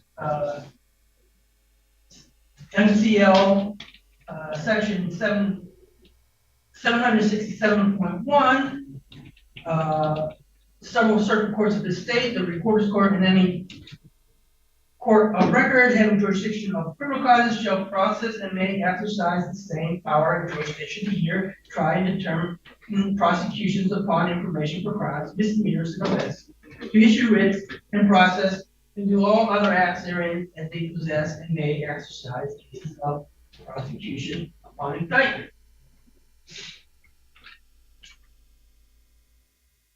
And the Michigan court rule, which are passed by the Supreme Court, Rule 6.008, Criminal Jurisdiction, Section A. The district court has jurisdiction over all misdemeanors and all felonies through the preliminary examination and until the entry of an order to bind the defendant over to the circuit court. These laws clearly state that this court has jurisdiction over these criminal matters. Furthermore, as far as discovery goes, I personally sent Mr. McCreary twice the material, the discovery material. And I have the emails, copies of the emails to show that that's necessary. Dated, what are the dates?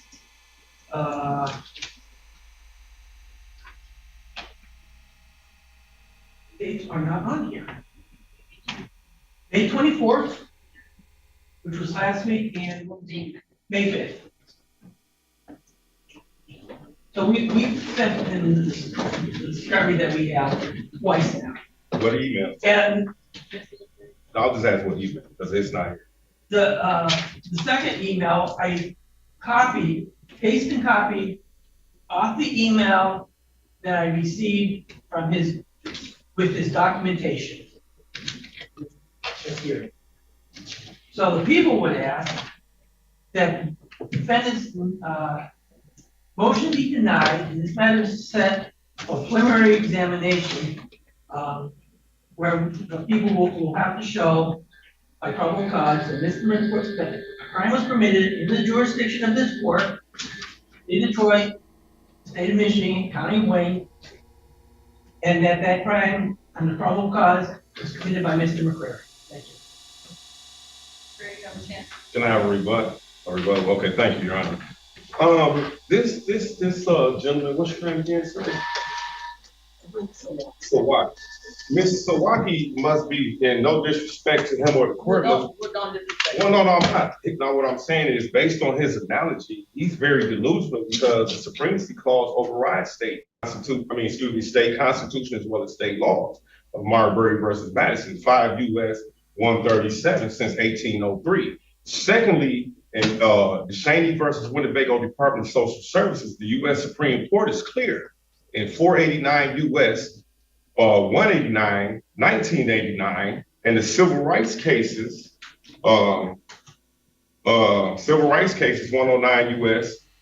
3 says the court held the 13th and 14th Amendment did not empower Congress to outlaw racial discrimination by private individuals, as well as the Shaney. They don't have a duty to protect citizens under the 13th and 14th Amendment. Give me 1 second.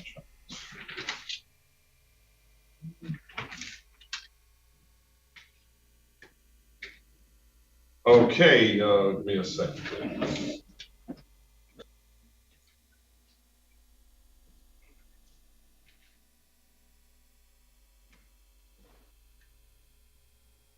Okay, on page 10, the court held, the U.S. Supreme Court, under the Supremacy Clause, which is he is bound because, Judge, if you rule against me today, you must hold him in contempt of court and also hold him in treason.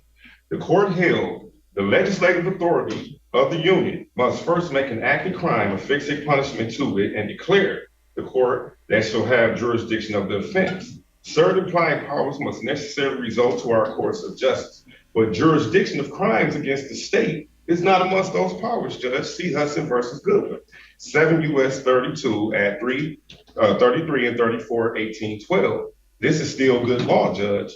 He's arguing a state statute or a state constitution. which the state received its power from Congress. So how can you buck the system which gave you power to act as a corporate organization? Michigan became a state in 1829, which Congress gave them their power.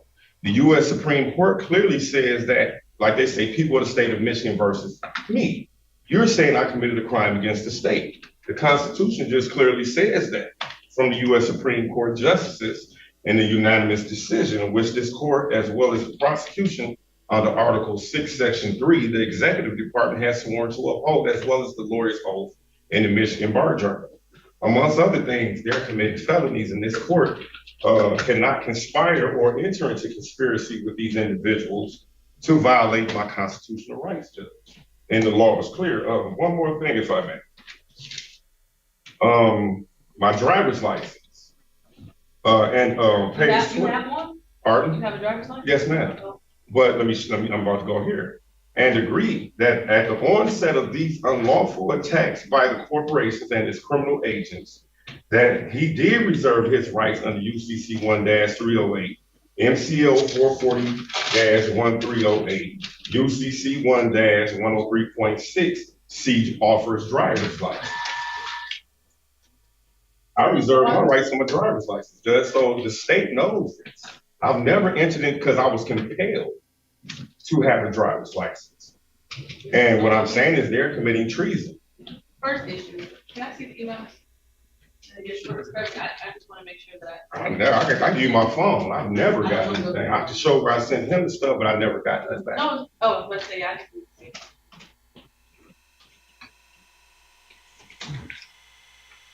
No.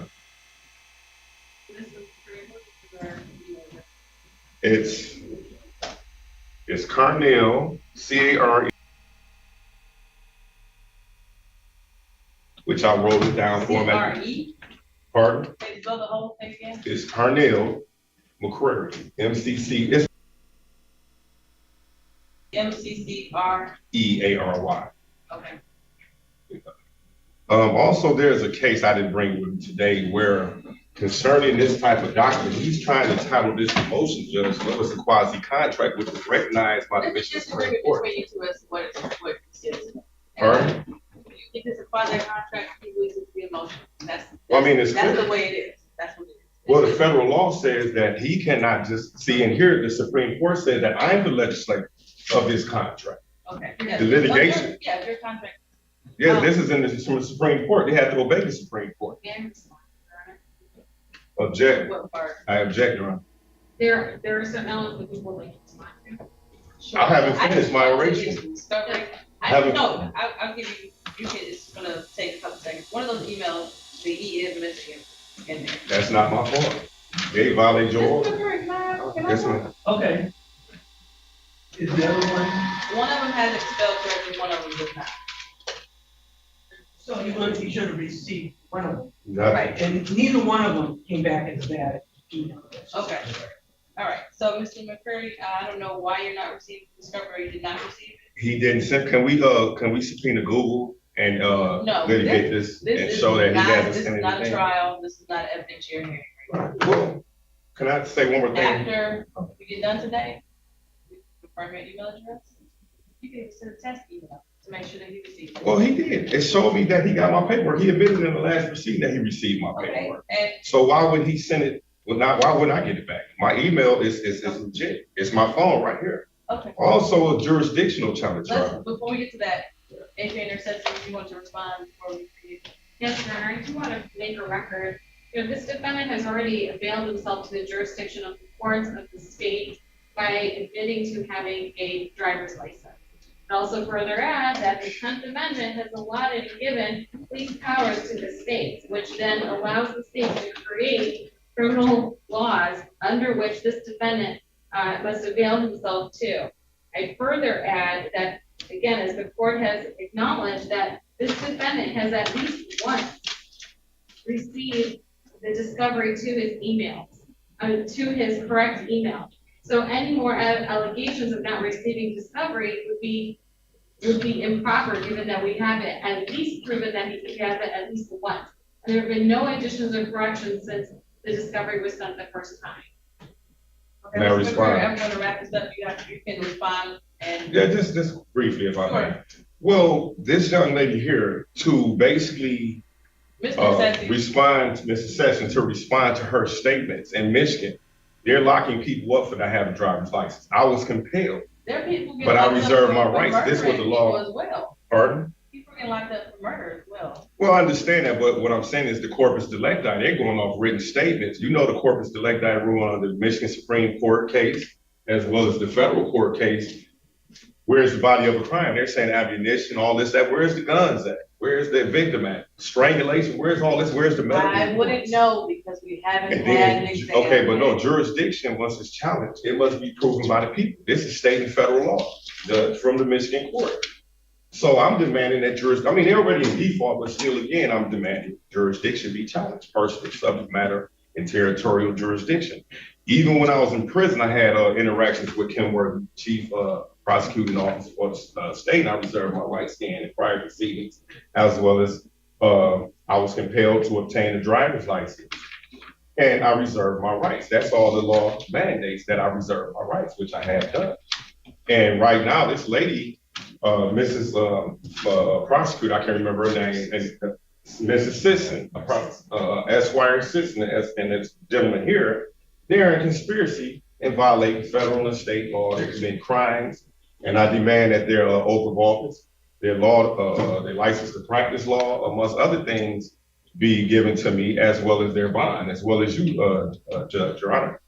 Also, like I say, jurisdiction has been challenged, and they have to prove it first based on the case law, which I have noted in this paperwork. They can't get around that. We can say, well, yeah, they're talking about reserving rights and all that. Okay, but still the law from the state Supreme Court, Court of Appeals, and federal jurisdictions clearly mandates that once jurisdiction is challenged, the person asserting jurisdiction has to prove it.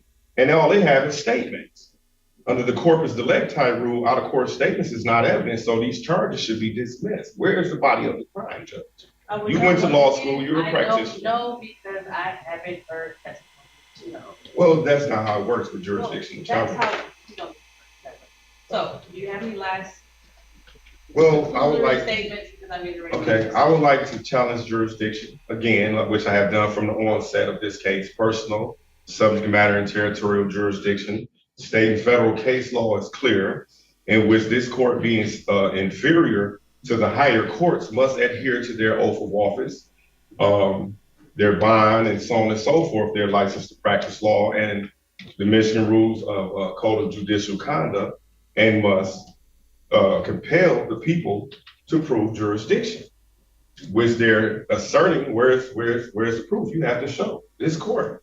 That's at any stage of the proceeding, the law allows that. Okay.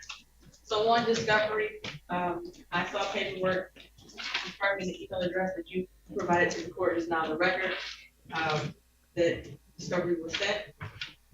I'm not sure if it's an email, please don't remember. If there's another email you would like to be sent to, I will ask the prosecutor to do so. 2, for requesting license numbers from everyone. My name is right here in front of you. You can go right on State Bar. I ain't saying that. RP numbers are available for you to look up as they are for any general public. Okay.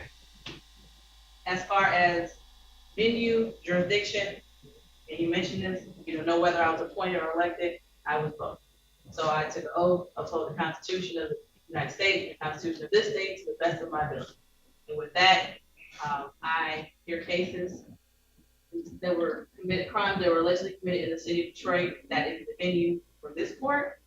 I know that you disagree, but I am letting you know that's what I have to follow based off of the oath that I took. And the right to have exams is under Michigan Court Rule 6.10 that governs under exam, as well as MCL 766.1 talks about your statutory right, not constitutional right, your statutory right to have an exam. And under, let's see here, where should I go next? I'm not going to continue citing the rule of law, but under MCL 600.8317, I have the power to hear preliminary examination matters. MCL 766.1 gives me the jurisdiction, and it states in Attorney General 129 Mich. App 128 specifically page 132, which is the 1983 case, and the district court has no authority to grant a motion for change of venue before a preliminary examination is held. The statute granting courts of record authority to change venue in criminal cases is only applicable to circuit courts in felony cases. We are at the district court level. We have not heard any testimony. I don't know anything about this case. So I am denying your request. I will call a motion regarding venue, as well as jurisdiction, or any allegations at this point that the people have been conspiring or conspiring to commit crimes. I would like to hear the testimony from the allegations, from the information and the complaint. So I would like to set this for an exam date so that we can move forward and actually hear testimony so I can make a decision as to whether or not the probable cause that the crime even existed. Mr. McCreary, I know you're not happy with my decision. You know the right, you know your rights and what you can do. You do not agree, but we need to get an exam on the calendar. And of course, you have a right to an attorney. You have exercised the right to not have one. But I'd like to set a date for an exam and move forward from there. Yes. May I just place my objections? I mean, you made your ruling, but now I place my, no, I'm saying I have to do it verbally. I mean, for me reviewing past cases from the higher courts, it has to be in the lower court record. I would ask that this court allow an interlocutory appeal to the Michigan, to the Wayne County 3rd Circuit Court under MCR 7.101, 7.102, as well as I would like this case to be removed to the federal court under 28 USC 1441 through 1449, because this court, with all due respect, has committed treason against me and conspiracy with the state. Because under federal law, I had brought a federal question. Once a federal question is presented to this court must rule based on the federal question, which this court has clearly ignored. Okay, I mean, I'm just saying what the court, what the case law says. You can't just come in here and raise a federal question and be able to shop and go to a different court. Well, even the state says jurisdictional challenge. Well, I brought both case laws. I understand that you're making a record, but until the exam is held, I can't change it based off of what no, I understand, but I'm saying you can't make other decisions and rulings of law. May I ask this question? Is it okay for the court to ignore U.S. Supreme Court case law, which is in a superior court to this inferior court here, a district court? And I would, ask that this be removed to the federal court for adjudication, as well as Wayne County. And I just said that until the exam is held, I can't change venue. But no, I'm just saying the jurisdictional challenge, they're bound to respond, Judge. And the case law is clear, and this court is ignoring state and federal case law, which they're supposed to. I am ignoring anything. I sat here, I have a timer on my phone. I sat here and listened to you talk for 34 minutes and 54 seconds. So I don't think that I've ignored much of anything. Well, the average judge would not sit here and let you talk this long. There are time limits on motions and requests. So I think I've done a great job of not ignoring. I've heard everything you said. I've read your paperwork and I've addressed it and responded. I just don't agree with it. So I understand your objection. If you don't agree with anything that I've said, I understand that. And I am ready to set an exam date. Well, I'm being compelled. May I have your bar number, Judge? Because it's not up there. Look it up with my name. I mean, I thought this was public information. I gave you the freedom to go to the library, so you can do it yourself. And then also, I need their names. I don't know how to spell their names. I mean, can they write their names down for me so I can file attorney grievance complaints with the Attorney Grievance Commission, Your Honor? I don't know their first and last names. I need this to petition the I'd like to set an exam date. I mean, I'm being compelled to go to an exam. So we're going to violation of federal and state law. For June.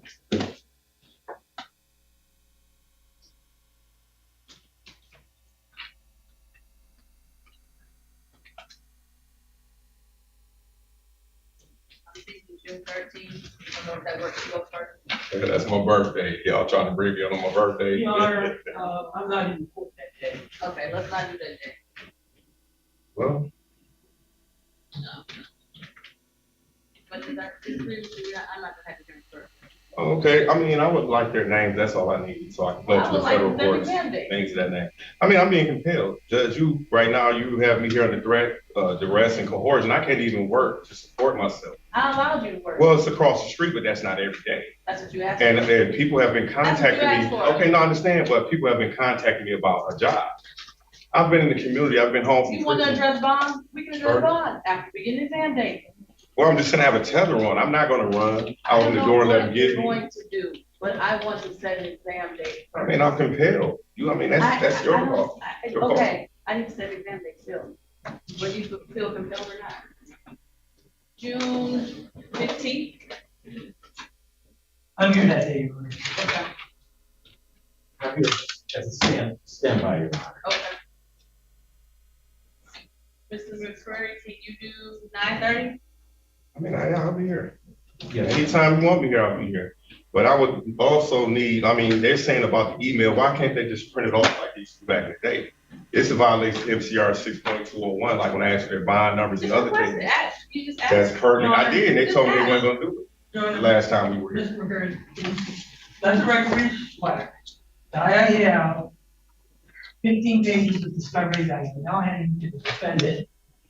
This is all that we have. Is it complete? Because I would like an in-camera review of your file as well, on MCR 6.201. Can I review his file on the MCR 6.201? So, because they have a history of holding stuff back from, which is all That's a strong documented. allegation for people you don't even know. It's not what I'm saying. In her office, Kim Worthy's office, they work in behalf. They're her subordinates. Notice the agent is notice the principal. Notice the principal is notice the agent. I'll put on the record first that Mr. Sawaki has handed over 15 pages of a hard copy of discovery. Is there medical reports in here as well? Because he said someone was shot and beat up, and where's the ammunition? I need pictures of the guns and all the stuff. These fictitious guns and everything that they're talking about they have. You think that they're going to hand you guns? No. What I'm saying is they say ammunition, guns, and other charges. Where's the evidence? This is just allegations in violation of Opera versus United States. Like, even if I went into a precinct and confessed. Okay, let me get the date, June 15th at 9:30. Digital discovery has been provided there, digital discovery. No, Your Honor, there is no discovery. I would request additional discovery. There is no digital discovery to turn over the people. Oh, I thought it said additional. Well, can I request additional discovery because I would like to say this if I may. Kim Worthy, I believe it was last year. You don't have to say, you can just ask for a discovery order signed. Well, yes, but I would like to tell you why. For the court to rule. I'm going to object to the defense bringing up any issues of Kim Worthy and past experiences She's with the this court. prosecutor. Your Honor, I am asking the ability to speak uninterrupted from this defense. This defendant has now on more than one occasion raised issues of past cases. Those cases are not relevant to this hearing. The people ask that this court prevent the defendant from raising any issues of past hearings or past experiences with this office so that we can focus on this hearing alone. The people have turned over all the evidence that is available to the defendant. We have turned over everything in our possession that we can to the defendant. If the defendant wishes to seek any other items or specificity, he would have to place that in writing. Well, if I may respond, there's case law from the Michigan Court of Appeals that rebuts what you say. It's for purposes of impeachment. I've done it in many other cases, People versus Stataway, to test the credibility. And this is The law. prosecutor and I both just said that you want to request anything else that we don't know if it exists, put it in writing. Right. Well, my thing is, Mr. I need you to McCreary. acknowledge that. Oh, I mean, I hear you. And I respect what she's saying, but she's totally wrong. How can you buck the Michigan Court of Appeals? So what do you want? You just Well, asked for I was discovery. trying to say it before she cut me off, that Kim Worthy issued a list saying that officers who have testified in the past and falsely in court cannot testify in the future. My brother has committed perjury in Chief Judge Burke's courtroom in Wayne County. And I would like to, and I had the evidence here, I would like to admit it in evidence. Those are all things that you can bring up during the exam. If he gets to take the stand, you can address all of that, okay? Well, I'm entitled to an evidentiary hearing to admit evidence. It's going to be called a preliminary examination. Evidence is going to be provided and presented.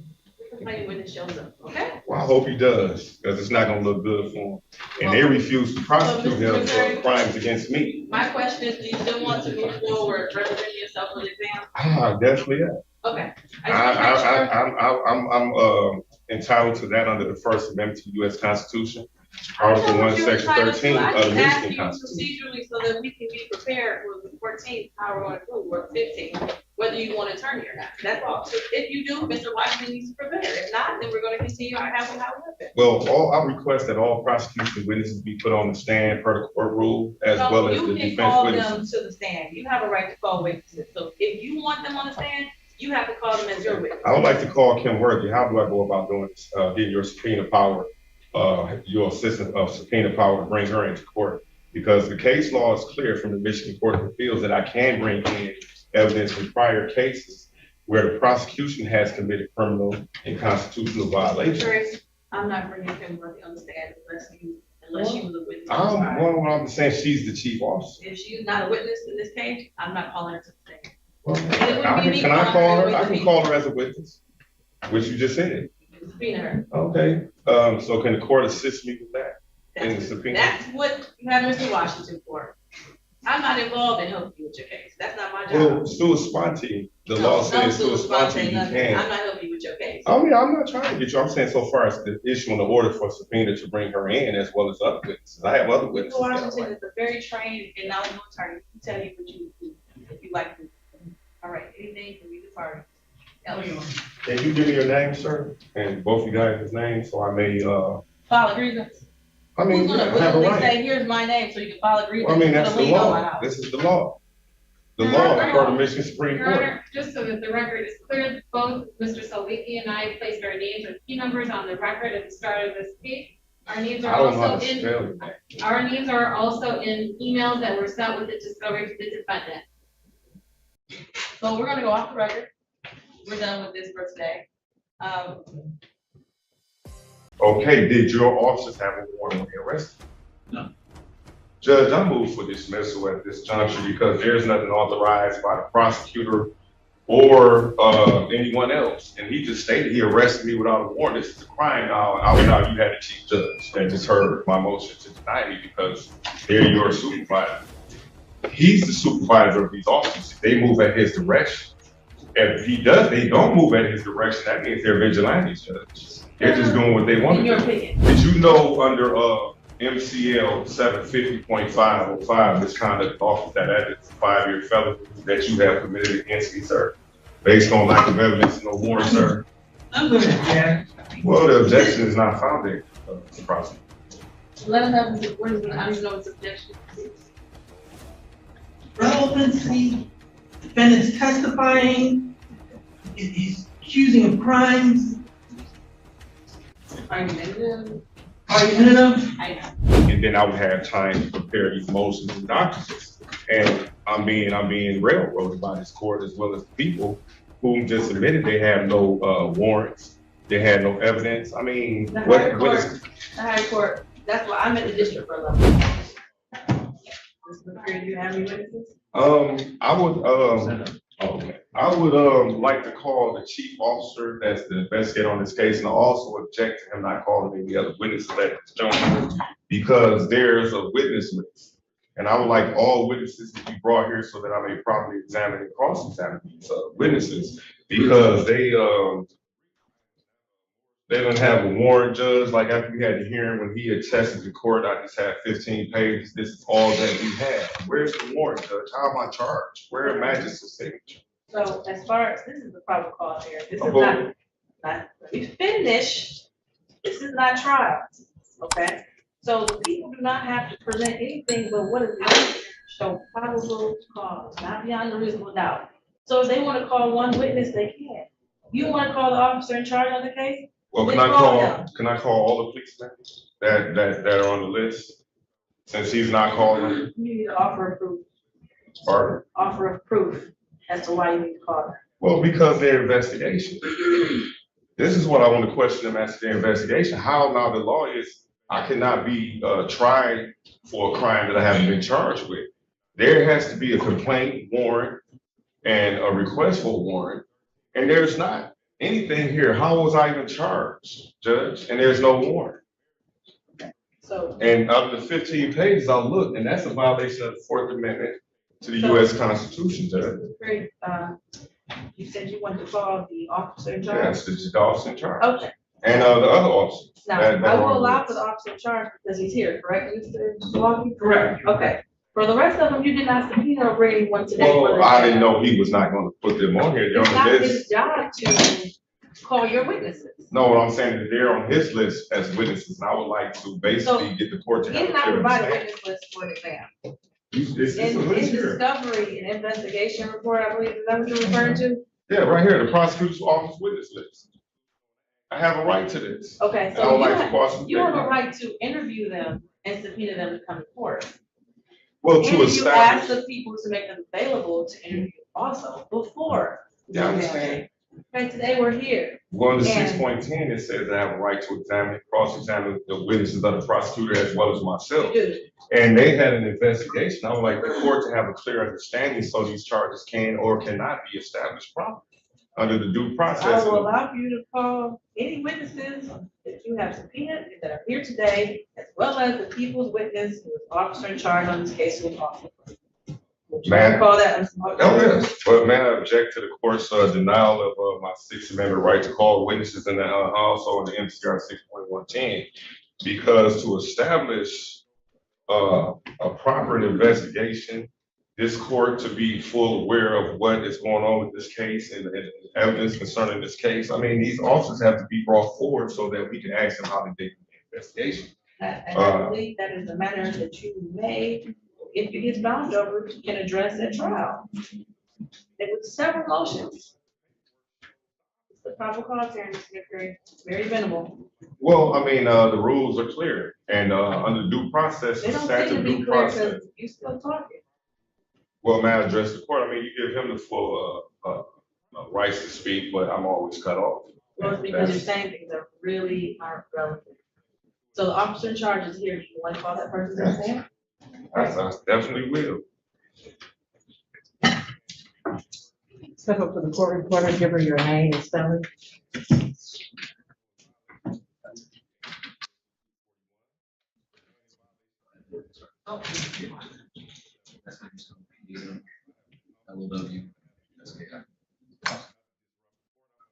I swear you swear to tell the truth, no truth, and nothing but the truth. Yes, Your Honor. And sit down, just make sure you speak up in the mic. Whenever you're ready, Mr. McCreary. Can you give me like this, sir? pardon? I hear you. Can you give me your name and badge number for the record, sir? Officer Edward Wildest, -4753. You say Pulowski. Okay, so you're the officer in charge, Yes. detective? Okay. On the day in question, what time did Norman McCreary come into your station to make? If I'm I don't know the exact time, he came in right at the incident. right after the incident, so you didn't take the initiative to write down what time he came in here? Came into your office? Your Honor, I'm gonna, object to foundation. It hasn't been established that this witness actually took the report from the witness. Okay, so where's the Let's other? clarify that. Okay, I would like. Lay a little bit of foundation as to Well, what if is involved in If this. he's the head Mr. officer. McCreary, Okay, lay a little foundation, which means ask questions about his involvement to get to I the fact that understand. you're questioning whether he knew a time. I understand. Right. Okay, did you, are you the only one that had contact with Mr. McCreary? No, Okay, may you tell me whom Mr. McCreary started having contact with, in the beginning? the officer Clannon who was working the desk. Officer Clannon. Clannon? Clannon, Oh, Clinton, okay, Clannon. Clannon, okay. So you took the report, or Officer Clannon took? Officer Clannon took the report. Okay, and this is the report that's in this file that I may, this report here, sir? You wanna, I mean, I'm just asking, is this the report that the I don't officer know, took? can you see that report? That's not a report, sir, that is a written statement. Or a written statement? Yes. Well, it says an interview, like, if questions are asked, and then the officer is writing the questions, then he's writing the I'm answers. gonna check, because it hasn't been established that this witness has taken that. Well, he's the chief officer in charge of this case, so everything falls on him. Just like you're supporting Kim Work, sir. No. Everything you do falls on her. What are you trying to establish? Well, I'm trying to establish time, place, and things of that nature. I mean, there is allegations. Let's take the very specific question you're trying to establish with this statement. What? Well, I'm trying to establish a time frame. When did he come into the office? When did he speak? Okay. Who did he speak with?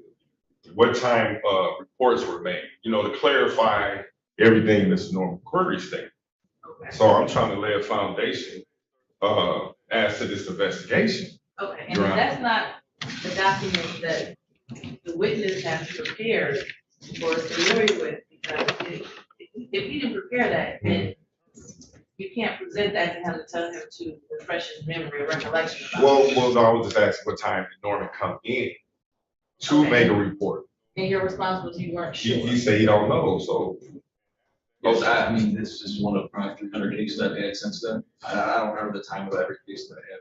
It's all in the reports, which is public record. Okay, so do you have the report? Well, talking about for this report here, yes. The witness just stated that he's not sure what time, but it's in the report. You have that report that he's referring to. It says, I can't understand this reading. I mean, can you understand this? I mean, it says end time. Don't read to me on. Oh, it says start time is 5. Mr. McCreary, when I read to me what's in the document, do you have it? I have a police report, yes. Okay. I believe he still has a statement. If it's written pen, it's a statement.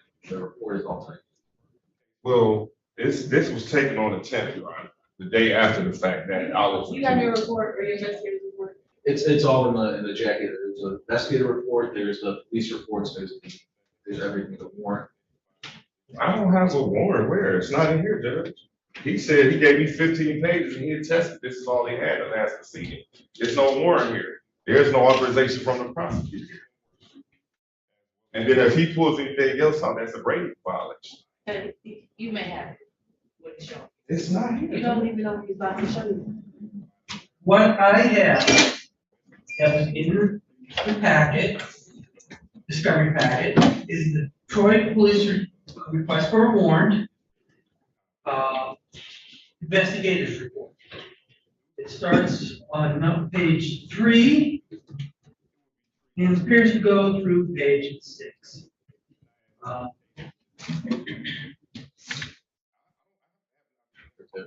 National report just had.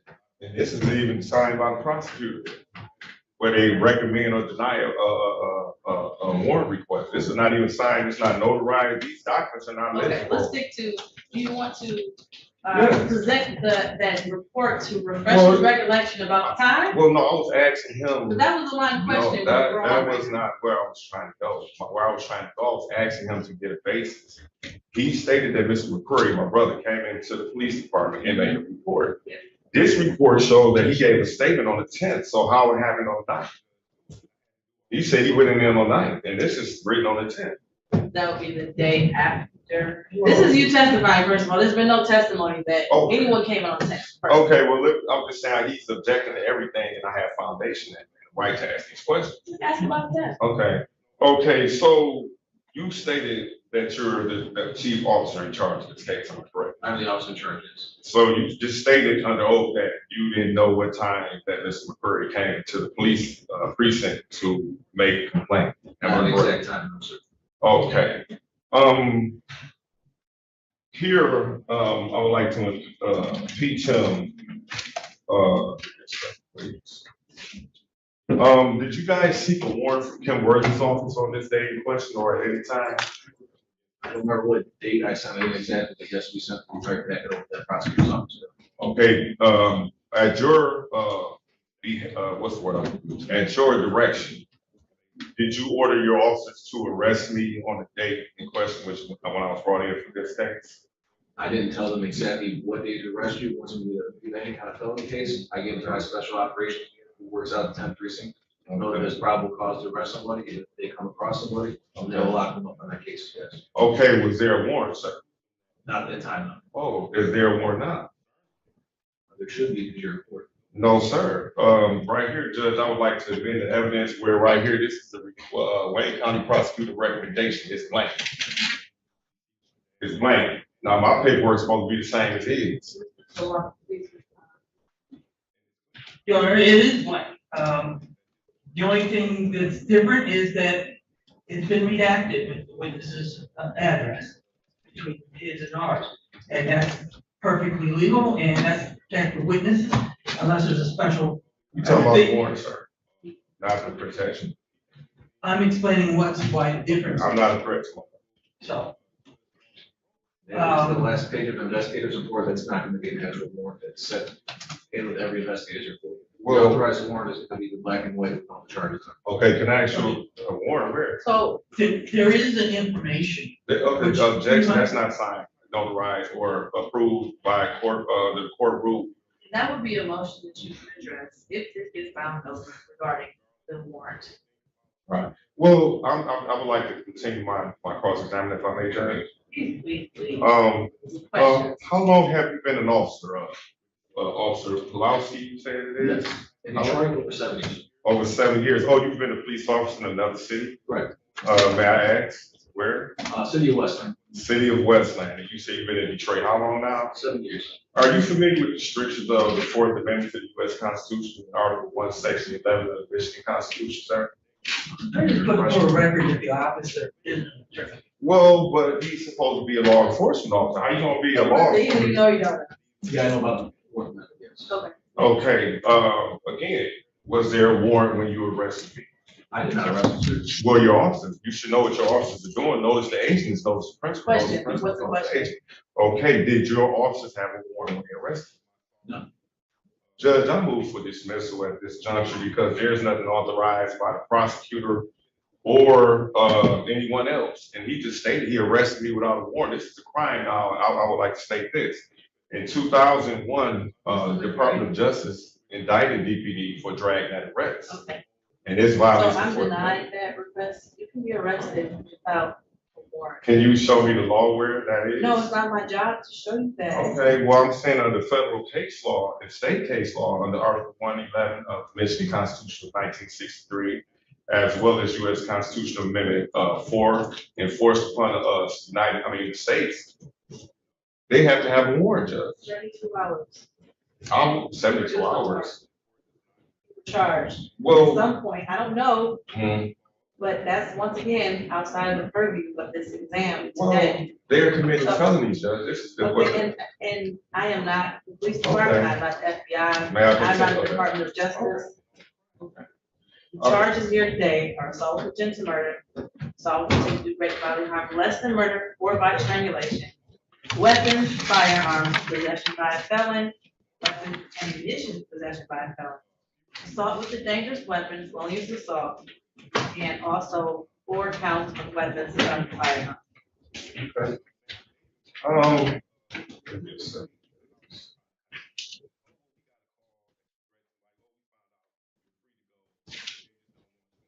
Okay, do you have any video evidence of when Mr. McCreary came into the station, like body cams, which are mandated by law, so far as the desk officer, or you giving the interview? Are these articles available?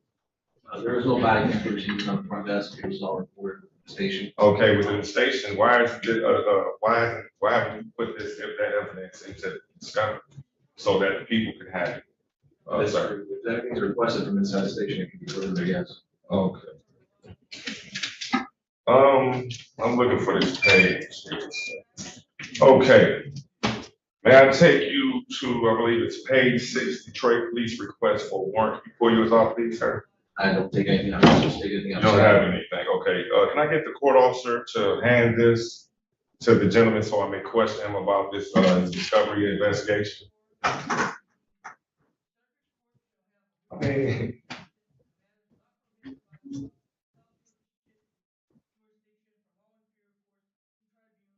I don't know, Judge.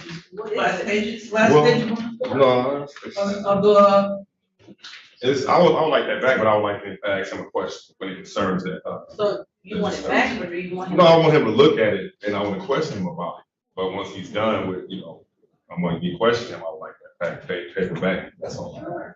Okay.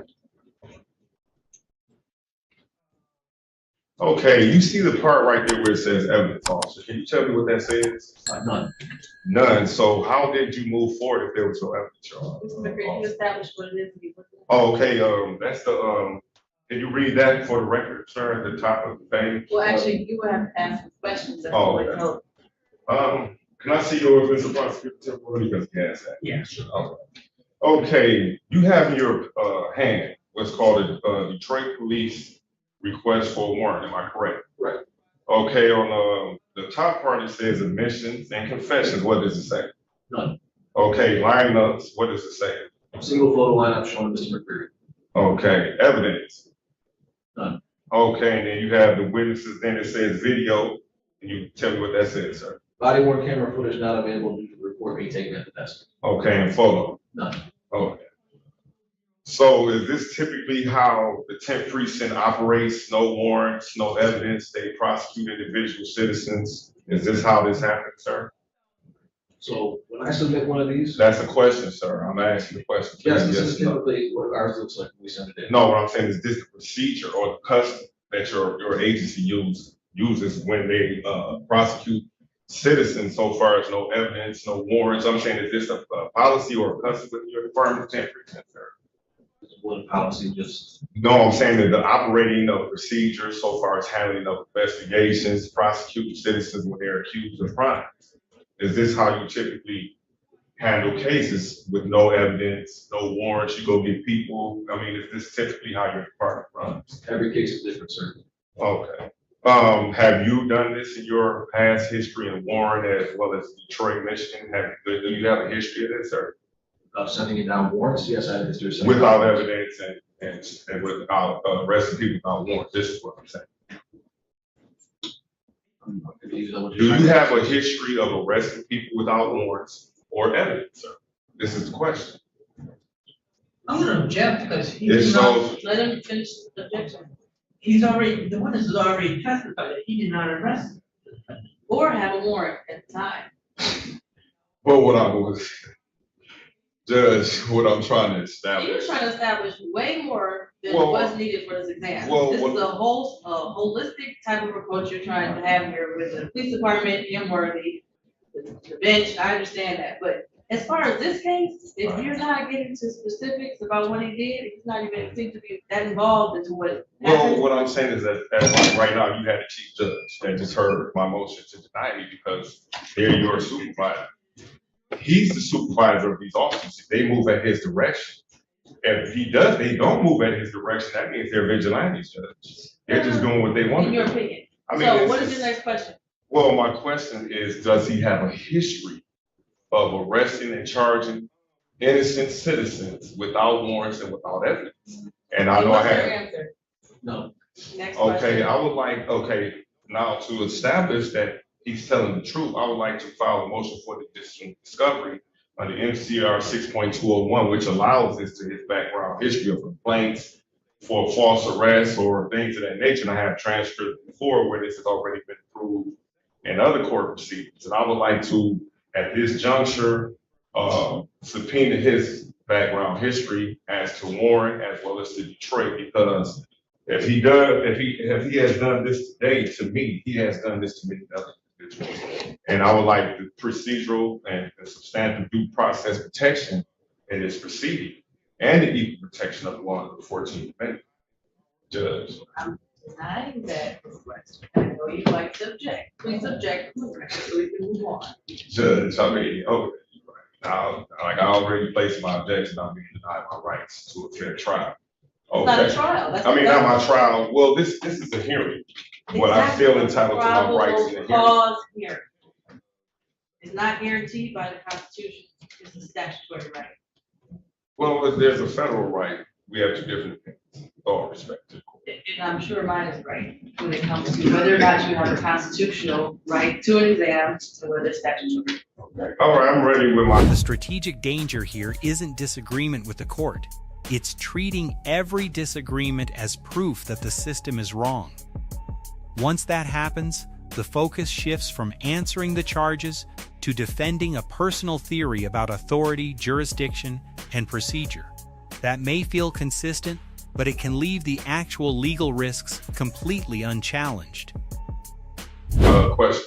Okay, so are you familiar with the law in Michigan so far as state statutes, state laws, and things of that nature? Do you have some form of, did you receive some form of legal training when it concerns your job? You went to the academy back in the day? Yes. Okay. Did you know under MCL 750.505, misconduct office, that is a 5-year felony that you have committed against me, sir? Based on lack of evidence, no warrant, sir? I'm gonna object. Well, the objection is not founded, prosecutor. Let us know, what is, I don't even know what's objection. Relevancy, defendants testifying, he's accusing of crimes, Argumentative. argumentative. I So the question just doesn't make sense. Can I respond, please? Sure. I mean, it goes for purposes of impeachment, Judge. And then, like I was stating, Kwame Kilpatrick was sent to prison for the same thing that he's doing. And I mean, he was the mayor. You're not about to convince me anything, Yes, ma'am. mentioning Kwame Kilpatrick or conviction, so. All right. Well, I mean, can he answer my question? I mean, if he's a law enforcement officer, he should have no problem answering questions. Well, it's not relevant. Well, it's relevant because he's committed a felony, Judge.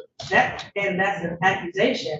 It This has is- not been presented to the court in any matter other than you telling him that he committed a Well, felony. can I, again, ask this court on the MCR 6.201 Brady versus Maryland, request his background history for purposes of impeachment at People versus Stanley, which allows.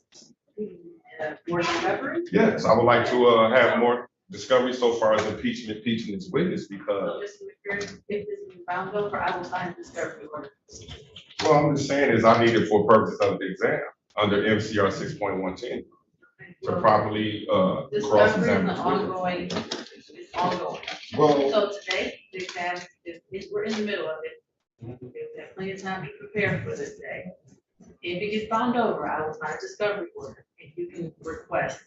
well, Okay? yes, ma'am. Under People versus Dave, again, I say that citation I will have today here in court where Judge Rosen dismissed a case against the prosecutor as a sanction for withholding evidence.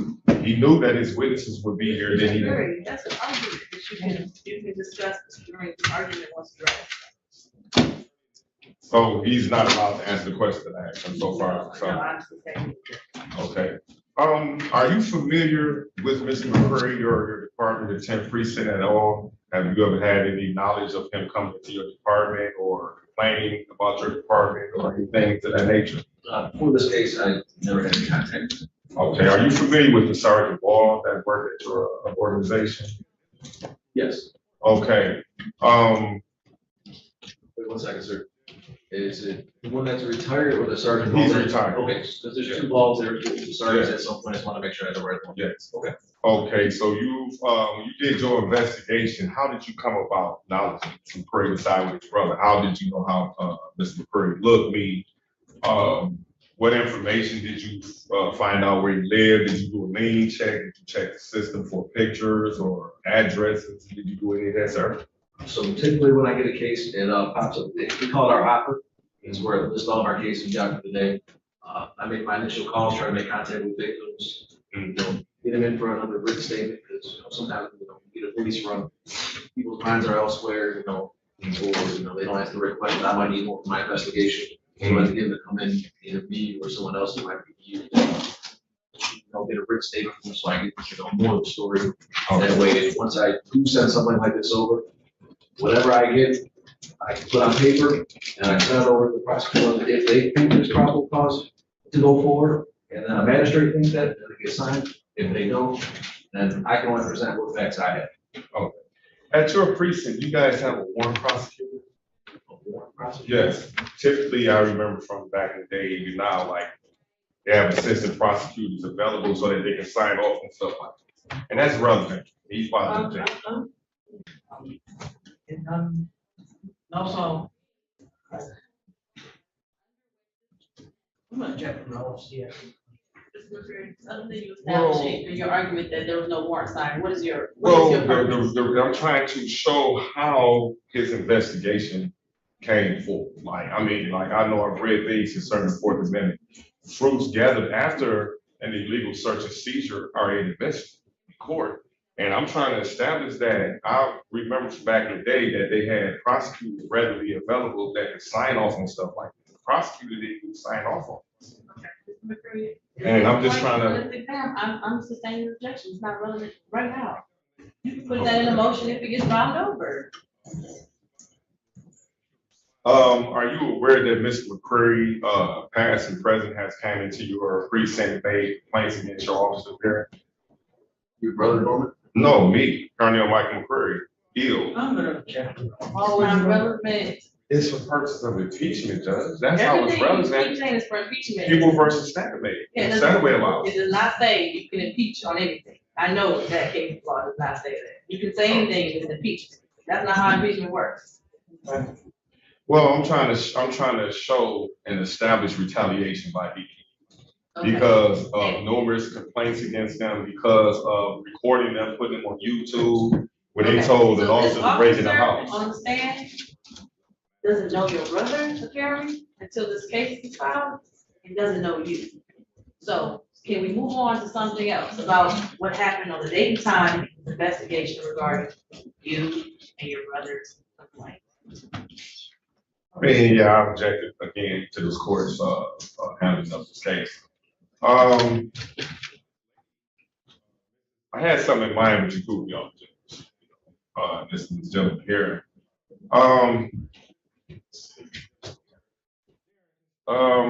Okay. Did you ever look at Mr. McCreary's picture? It was stated in here that you showed, or one of your officers showed Mr. McCreary, my brother Norman McCreary, picture. Is that correct? Correct. Do you know what picture it is? Do you have a copy of that picture here today in court? Because that wasn't in the discovery. It's included in my packet. It's an open DA's office. It's the Michigan SOS picture provided to me by the law enforcement information which we call link. And what came up in the link? My driver's license, or what came up? The Michigan SOS picture, yes. Okay. All right. Your Honor, can I have the court officer show the prosecution's witness something? Your Honor, It's your witness. No, I have. What is it? I don't even know what you're trying to do. I'm laying the foundation. He's keep trying to shoot What are me you down. trying to do? I mean, I'm trying to figure out how he came in contact with me, how he came about. He just stated in here, so I'm going to show my driver's license. Okay. Did you ever look at Mr. McCreary? And I object to the denial of that. Did you ever look at Mr. McCreary's driver's license? His actual license? No. Which Mr. McCreary? Me. I'm talking about me when I addressed me. Well, Carnell McCreary. Did you ever look at Carnell McCreary's driver's license when you did the investigation? Physical license, the one that's in your wallet? No. Okay, but what I'm saying is in the system. It wouldn't be your license, it would be the picture provided by Lean. The picture by Lean. Oh, okay. Lean system. I didn't okay, so I believe on the paperwork it says a CTN. What is that, a CTN, sir? CTN? A CTN, like on judgments, warrants, things of that nature. It says CTN, then it has ORI. You asking me what a CTN is? Yes. So that's gonna be generated by the system. No, I'm saying you give me a breakdown and define what CTN. It's not something I deal with on my end. Okay, may the people, attorney, since he always wants to object, could you tell me what a CTN means, sir? And help you with it? I'm not testifying. Okay, so you don't know what a CTN, did you know that a CTN is? I don't have objective, bro. I haven't finished. I don't see the relevancy of the CTN. I'm just saying is I haven't finished my line of questioning. Well, I can't imagine what a CTN has to do. Well, it's a cargo tracking note. I'm sorry, what? It's a cargo tracking note.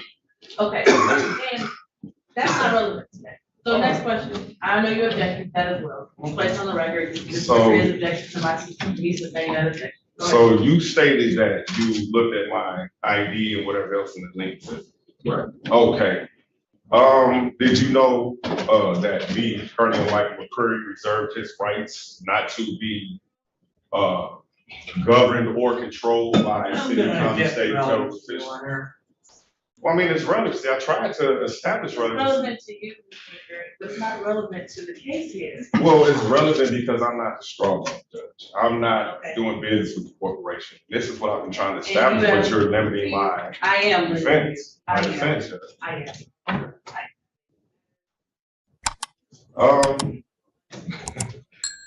What about the motion so far as additional discovery to impeach him for? What did I say? I'm not gonna help him now. What did I say? And I have those What rights. did I say? You said after the fact, it was bound over, you was signing a discovery order, but I'm entitled to that to do a proper defense. That's what I said. That's not gonna change. Well, under federal law, I have a right to present a defense, and this court is denying it. So No, I did not deny you at all. We've been here for over an hour. And you've been presenting things to us. Okay, I can't question this guy because, this officer, because the court, the prosecutor keeps objecting, I'm being denied the right. Well, maybe because you're not that great at I'm very well, I have a right You're not to, that well versed with the court rules or evidence. well, I fight with constitutional law, which you have ignored, which you have. Definitely fight with it. Well, I'm just saying, under the But- Constitution, this court is bound by that. I know what I'm about. Do you have any other questions? I'm being denied, so I would just object, and then I would, if it's bound over, I would do a motion for a remand back to this court in front of the circuit court with paperwork. And, like I said, I'm in the process, I should be taking that down in this coming week to the federal court. And I would like also to have this case removed to the federal court. Do you have under any more removal statute. questions of the witness? I can't It's a question yes them. or no? No, I can't because I'm Okay. being denied. Okay, any cross? No, Your Honor. Okay. Thank you, Your Honor. Any other witnesses or defense? Yes, I would like to call the other witnesses listed on the paperwork. And what did I say about that? And you deny it. I said you did not subpoena them or ask the prosecutor to make them available for you to interview them for the exam today. So they're not here, so you're not prepared to call them. Well, I just want to say this for the record, so just in case the higher court looks down the line at this. Sure. And like I tried to explain to the court, it was my intention based on the reading of the rule in the case law. It says even where you cannot show actual bias in Michigan Supreme Court, that you would be removed and then I would have time to prepare these motions and documents. And I'm being railroaded by this court as well as the people who just admitted they have no warrants, they had no evidence. I mean, The what higher court, that's why I'm at the district court level, so that's what higher courts are for, so they can address. But is, okay, but may I respond to say something? Now, the law is clear. I mean, you took an oath under Article 6, Section 2. Mr. McCreary, I don't want to hear about it unless it's about your argument in response to people resting after they rest. Well, actually, they rested already. And you don't have any other witnesses present. Well, I'm denying my witnesses. You never And denied. You were never denied. You had a witness list, you didn't contact, you didn't ask the prosecutors to provide I didn't think them, or this- make them available for you to interview, or contact them, or subpoena them to come to them.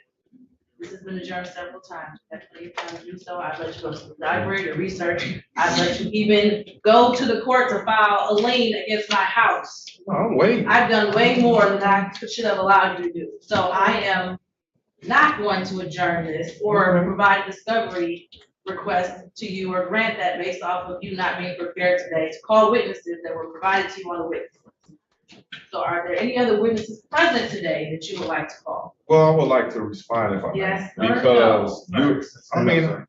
you say I can't because I'm being denied. Okay, so you don't have any other witnesses? I have them. Yes, my brother Charles McCreary. I would like these police officers to be brought into court. Robert Vane, Diana Gerald. I have many other people that are willing to come into court and testify.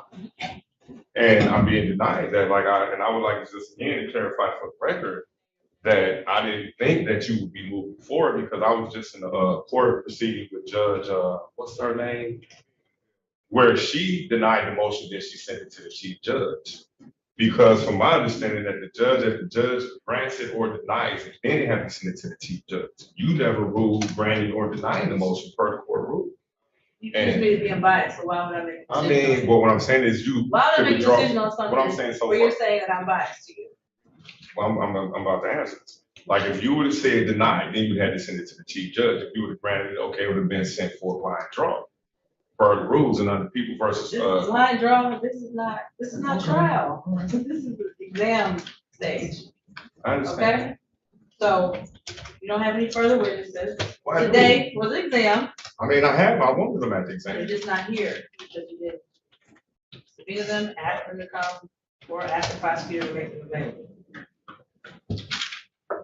So I mean, Thank you, Your Honor. Your Honor, people move, bind over the defendant on all charges. It's a matter of, it's a question of fact. We have one witness, that says that the defendant took shots at him, put him in fear for his life. Defendant is a felon, convicted felon, and therefore he's not allowed to have firearms or ammunition. He attacked his own brother with bricks and a rifle. And there has been no official testimony of him not doing it, other than the defendant during his objections or arguments or whatever they are, saying that I didn't commit a crime. It's a question of fact. It should be found over. And testimony was that it occurred in the city of Detroit, County of Wayne, so this court definitely has the jurisdiction under the court rules and the law to hear this and find this over. And you know, he took aim at his own brother and shot at him. So we asked for a bind over on all charges. First and foremost, I would like to object because by the officer on admission and the prosecutor knows fully well, there's no evidence, Judge. Not just that, the witness lied here in court today, and he's not credible. He stated that he never forged any signatures or whatever else. And I have evidence to show the opposite, that he committed perjury right here on the stand. Also, the burden is on the prosecutor. I'm innocent until proven guilty per administration of justice. Again, I adamantly object and deny these allegations. He's stating that ammunition, all that, where's the pictures of the guns, Judge? Like I stated before, where's the evidence at? Except my brother, who has lied in the past, and he has dishonest history, and he has a history of theft. And let me finish. I didn't object to you. I didn't interrupt him. I'm giving my code. I didn't interrupt him. I'm just gonna object. Just objecting. That's fine. I didn't say that when he was talking. We've been talking all day. I'm gonna object because these are quoting facts that you try to get into evidence and they're not in it. Mr. Salaki, I know the difference. Okay. Objection on the record. Mr. McCreary. Okay. Under Opera versus United States, 348 U.S. 84, the Supreme Court held an accused extrajudicial admissions of essential facts or elements of the crime made subsequent to the crime are of the same character as confessions and corroboration by independent evidence is required. A, the requirement of corroboration applies to exculpatory statements to the same extent that it applies to incriminatory statements. The jury's finding in this case from the admissions of the essential facts together with all other evidence that the guilt of the petitioner had been established beyond a reasonable doubt is supported by substantial evidence. Beyond a reasonable doubt is that the trial. Okay, and I'm just reading this, like, to prove that the corroborative evidence need not be sufficiently independent of the statements to establish the corpus delicti. It is sufficient if the corroboration supports the essential facts admitted sufficiently to justify a jury inference of their truth, but those facts plus the other evidence must be sufficient to find guilt beyond a reasonable doubt. Now, I understand that this is just probable cause, but why waste the state's money and continue this vindictive prosecution to proceed, Your Honor? They've admitted that they have no evidence. They've admitted that they have nothing but this man's word of mouth, who is in the community is known as a liar and a perjurer. And I wanted to call Chief Judge Burtney, who's in Wayne County 3rd Circuit Court, to establish this, that he lied under oath, that he committed felonies. I mean, the prosecutor's office committed felonies, their witnesses committed felonies. I mean, it's factual. So at this juncture. All of that it's the trial, at the third circuit.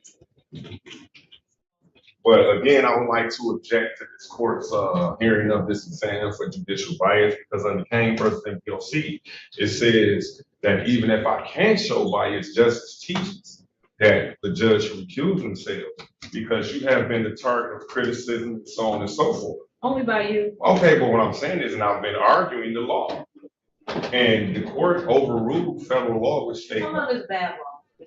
Okay, well, I've researched it. I've researched it and I've shepherdized it, and it's still good law. Okay. So,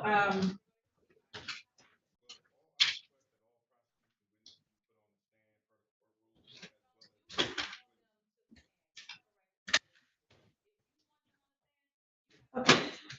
Mr. McCreary, you have made your argument, objected for the record. And you'd like to preserve that.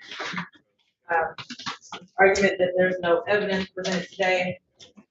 What the court has to remind